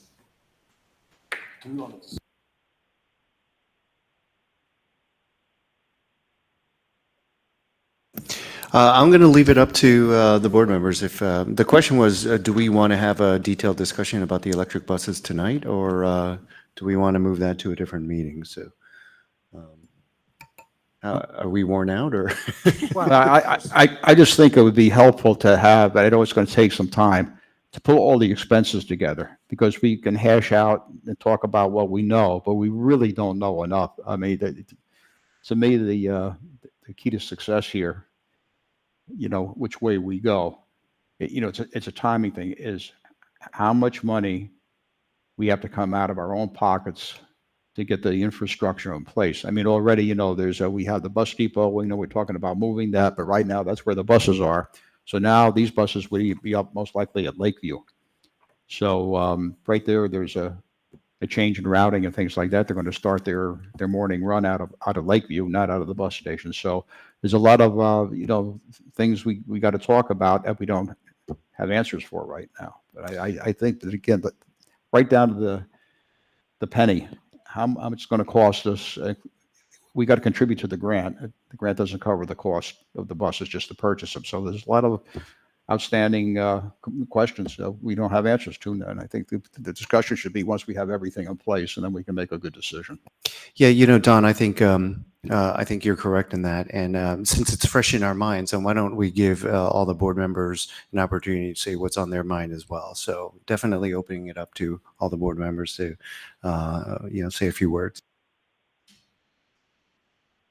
So I think there is one timeline, and Damaris, keep me honest on this, that we do have to keep in mind, right? Because if we want to, because of the fact that we can't use reserve funds for this, the only shot we're going to have to potentially be able to do this is that whatever money is surplus this year, to be able to cut at least a purchase order for at least 1 bus out of that funds before we transfer it to reserves, which is next meeting. So I do think we have a short time window, unless I'm missing it here, that if we want to do it. And then there's a chance we could do 2, right? Depending on how much we feel comfortable with as a board and as the business office transferring into, depending on how much we have left. And if not, then we have to figure out, are we doing 1 bus? Or do we have enough to find the money in the budget for next year to then be able to fund that purchase order, knowing that we're going to get a large portion of that back, but we've got to have the purchase order available. So it would be, there's some financial kind of details, but I would say we do have a fairly short time window that by the next meeting, Damaris, keep me honest here, that we need to basically decide, are we doing this or not? Is that correct? That is very true. As we come to the end of the school year, right now it's a little challenging for me to find almost $1 million between the buses and the infrastructure. And I would not roll this over to next school year because we did not budget those funds. And at this time, I would not feel comfortable committing to make a purchase order for $450,000 during the 24-25 school year. Remember, we do have a deadline of November 2024 to find those funds, and that will be way too early during the budget season to commit to that amount. So we do have a crunch time to decide by June 24th, June 30th at the latest. I do not feel comfortable committing at this time. I need to make sure that I meet payroll until June 30th, especially all the additional extra pays that comes in at the end of the school year with cashing vacation days and sick days payout. At this moment, I would not commit. By the 24th, I should have a better idea how much funds we will have at the end of the school year, but it doesn't look promising as of today. Just to clarify, the infrastructure could be paid, but with reserves, right? So like the charging stations and whatever else. I will have to confirm that with the county because this is new. Normally, maintenance required, we can utilize maintenance, maintenance reserve. But this is a new project, so I will confirm that. Thank you. Sorry, go ahead, Steve. All right, so let's just, maybe this is the way I'm thinking about this. Let's just assume that the buses are a wash, right? Are you okay with spending between $150,000 and $200,000 on the infrastructure in a location that's not ideal, that doesn't have much room for growth? I think that's what it comes down to, right? Like if I had this in front of me right now and my job is to recommend it to you, I don't think I could recommend a $200,000 bill for infrastructure coming out of our reserves. I mean, we hash out $5,000 bills over and over again, right? So even if the buses are a wash, are we okay with spending between 150 and two? This is the first we heard of that, just so you know. I only thought it was going to be about 50,000. So when I heard it was between 150 and 200, that was a huge difference. So I think that's, I mean, I would not be able to recommend it in good conscience spending, let's say, $200,000 on a project that's got problems too. It's not like it's 200,000 and it's perfect. It's 200,000. It's not even in the right spot. So, but I still think we need to hash it out. But I think that's what it's coming down to in my mind. I'm having a real hard time grappling with the $200,000 bill at a location that's not really good for us, perfect for us. I think the other piece that comes in that came in today, I believe what Brandon said was there's a $40,000 per bus federal tax credit that even though we don't pay federal tax, we would still get. That's another 80,000, I think. But you need to do research on that, right, Tamaris? I mean, that came out of nowhere tonight, right? So I think there's a lot of pieces. I was aware of that credit and I did look into it. It's a little tricky even to get that credit because, again, we are a non-profit organization. We do not pay taxes. So we will have to demonstrate all kinds of work that we're doing in order to get that credit. And it's not 100%. So there's a lot of work to do with that credit, with the federal. I think we just got that quote back. So I think we need to sit on it and make sure, right? I mean, correct me if I'm wrong. You just got that data today, right? So, I mean, is that after that 150 to 200? First of all, that's a huge differential, right? Like we need to figure out if it's 150 or 200, right? Those are two different numbers. Number one. And number two, is that after any credits we get? Is there any DEP stuff? Is there anything from JCP&L that is going to cut into that? So I agree with you. It's definitely a big piece of the pie here, but I'm not sure if we have enough data yet to make a decision one way or another. I think the reality here, guys, is we're going to have to make a decision without every single, done. Normally we don't make a decision without every single penny figured out, but there's no way you're going to have to wait 10 years to figure out the pennies on electric school buses. I don't think that is the reality. And if we think it's going to save us a bunch of money, I don't see the reality in that right now, right? This is like hybrid cars years ago, right? When they would give me the quote, I would laugh at them, be like, I'd love to help the environment, but I can't wait 15 years from my personal car and drive it 200,000 miles to help the environment, right? So now they've come down a lot. So I think in 10 years from now, it may be a different story.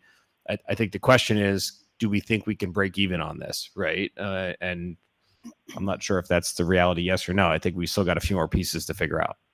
And break even, including the infrastructure, or just break even? Well, remember the infrastructure potentially, we have to figure out, is that infrastructure going to be there for 30 years? Do we think that's the case? Then it's 2 cycles of those, 4 buses instead of 2 buses.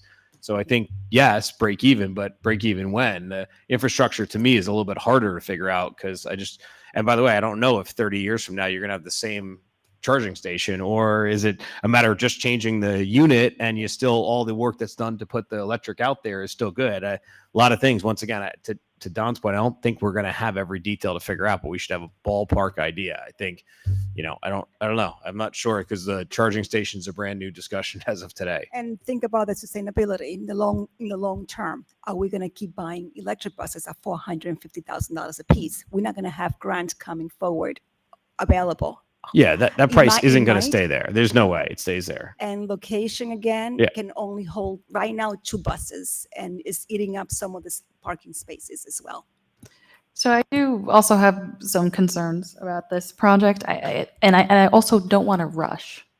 I think, giving us a timeline of, okay, we need to kind of decide this in the next 2 weeks. I don't think we're going to have all the information. And I think we're also we're in a transition year. In fact, that we just bought, the 3 acres over there. We have the 30 acres. What are we going to do with it? So I think there's a lot of opportunity, but we just don't have all the information right now. But to Mike's point too, is the technology going to change? Are we going to put it somewhere and then we're going to have to update it in X amount of years? It looks, and I don't even want to say it looks good on paper because it doesn't actually look good on paper. My concern when we were talking about it is just, you're not going to see a return for 15 years. Like you have to continuously be using this technology and moving it forward. Also, the other issue was we don't need a bus technically until 2025. I feel like if we're rushing it, we're putting that money forward to something that, okay, if we don't use this grant, can we reapply next year? Is that a possibility? There's always grants available. We can always reapply. That's an opportunity there. And then also, if we can't utilize it or use the infrastructure or create that infrastructure, then we can still go back to diesel, which I understand we want to be ahead of the game, obviously. But sometimes the opportunity just doesn't line up. So I was just quickly reading Newark. Newark was given $2.6 million to buy 6 new buses, and it cost them $180. Imagine $180,000 for bus charger installation costs, and that's for 6 buses. So we need more information. If they wanted us to do it, they'd fund it. That's the sad part about it. And it's a little bit difficult right now. I think the timing's a little bit off. We can obviously continue to talk about this, but I think it's timing. And I think it's unfortunate that we don't have more time to kind of figure out where we want to put this. One more quick thing to think about is that, remember, the calculations we're using for the gas savings are on gas prices today. So 15 years ago, diesel was $2.50 a gallon. Now it's $4 a gallon, right? So if we see similar increases, you almost have to figure out some of these numbers. Then again, you also have the cost of pulling money out of, we do have small return on investment for CDs and stuff. I guess most of our money is pretty static. So it's hard to figure that out. In the commercial world, you would have to look at, your cost of your dollar now versus letting it invest. But I'm more willing to say, if the numbers work, let's take a little bit of a leap here, because I think it's the right thing to do at the end of the day. But I have to wait to see some more numbers. So yeah, I mean, I kind of agree with everything you all have said. It's definitely not a home run by any means. I think you're right, Andrea. The timing is not great. I'm a little leery of being a board that has had relatively easy budget cycles for quite a while. We've gotten used to be able to spend money, on things we want or that we need, not want, need. I'm afraid that this is a bridge too far. And this may be something that drives us into a financial hole that would be hard to get out of. I've never heard Damaris talk about being afraid about making payroll. That's a little concerning. I think that that's something we really do need to consider really strongly, as much as I'd love to do this. Now, on the flip side, I did see, I was reading about, he mentioned something about money for charging if you make it publicly available. could be $25,000-$50,000 available if we set that charging station up in a way where we could let a teacher use it, like we could make it publicly accessible in a parking lot. That may represent $25,000-$50,000 savings on the infrastructure cost. Again, that's me reading, from First Energy's website for about 2 minutes. So I don't know if that's possible, but that gets back to the timing issue. We need to spend time to really kind of vet all this out. So this is all my way of saying I'm not sure what we should do. So. I mean, going into it, I was trying to figure out why we should do it. Like the pros and cons list, there was only one pro really. The others were trying to get us to equal, right? The pro is that it's potentially good for the environment and green, although as people have said, 2 buses may not really make much of an impact, but because I don't think we're certainly not going to make money on this. We're not going to, and I don't know that it doesn't sound like there's a way for us to really break even. It's going to cost us something. Maybe it's not a lot, but it's going to cost us. I think if we could find out if the charging station were to, we could pay that out of reserves. That's a big difference. But I don't know. The question is why do we do it? I mean, if we believe in this as a first step, I mean, maybe that's enough. I go back and forth. I know 2 buses don't really make much of a difference, but it's sort of like all that stuff, right? Like, if I leave my candy wrapper on the ground, it's one candy wrapper doesn't really make a difference, but you've got to start somewhere. You have to. And trying to figure out what that'll mean 10 years down the road. I mean, I guess the hope would be like somehow this would be more accessible so that there would be a way for us to get more electric buses down the road. Otherwise, this is just this whole endeavor is a dead project, like it's just never going to go anywhere. So there's got to be some hope that we could build on that. But it really is, it's not really a financial decision in the sense that we're not gonna break even. Is this what we think is right? Is this what the town believes we should do? Like, is this the direction we're supposed to go in? I want to thank everyone for sharing their thoughts. As an EV owner, I'm going to say that I'm holding a different viewpoint only because I personally feel after driving an EV for 6 years that it's a true weight lifted off my shoulders that I never felt that I had. It sounds corny in a way, but it truly, driving through tunnels, driving through cross country, driving like my first road trip that I took when I purchased the vehicle was driving to Chicago.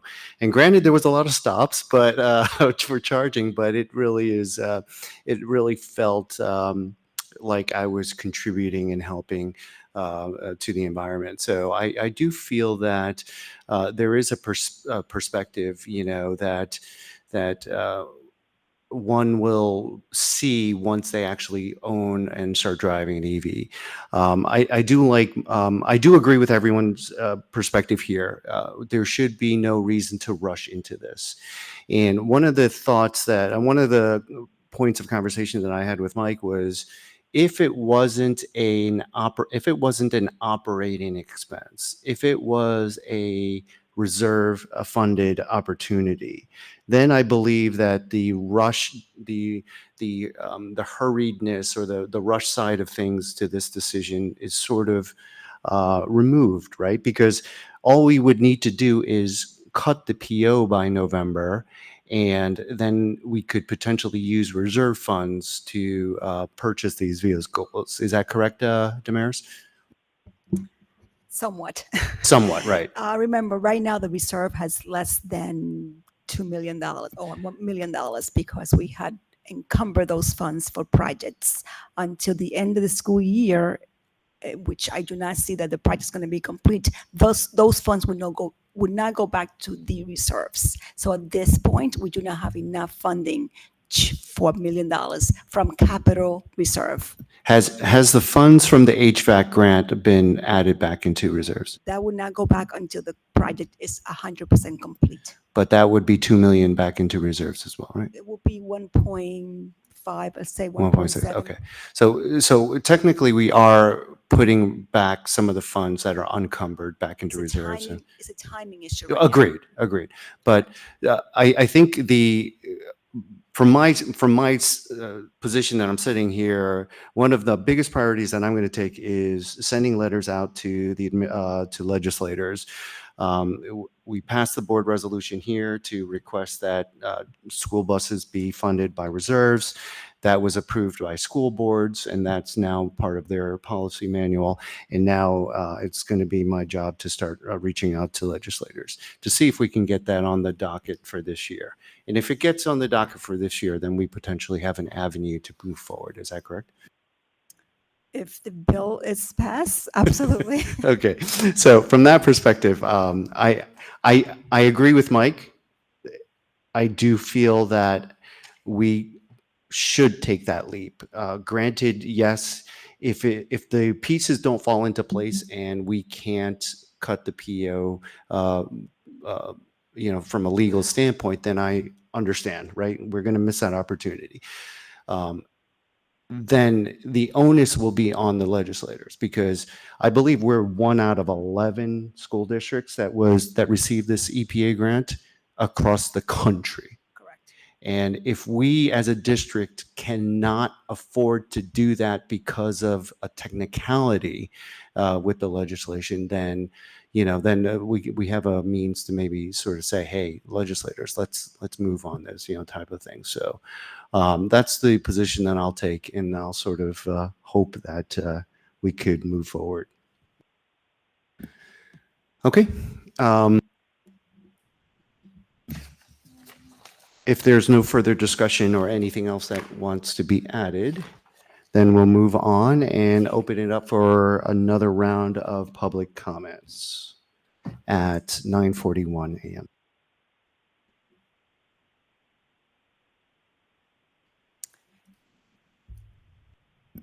No one in the chambers and no one submitting a comment online. We'll close it at 9:41 p.m. And is there a need for an executive session? Are there Yes. any highlights first? Oh, I already got them. They're good. great, thank you. So there is a need for executive session. So Ms. Adelis, would you take us into executive, please? Sure. I move to convene an executive session in accordance with Section 8 of the Open Public Meetings Act. The purpose of this closed session will be to discuss negotiations, legal, security, or personnel issues. Minutes of this session will be made available to the public when the need for confidentiality no longer exists. I'll second. Thank you, Mr. Capello. All in favor? Aye. Aye. Any nays? Any abstentions? Okay, we are in executive at 9:42 p.m. And for the public, we will not be voting on anything else, so we will probably adjourn immediately after.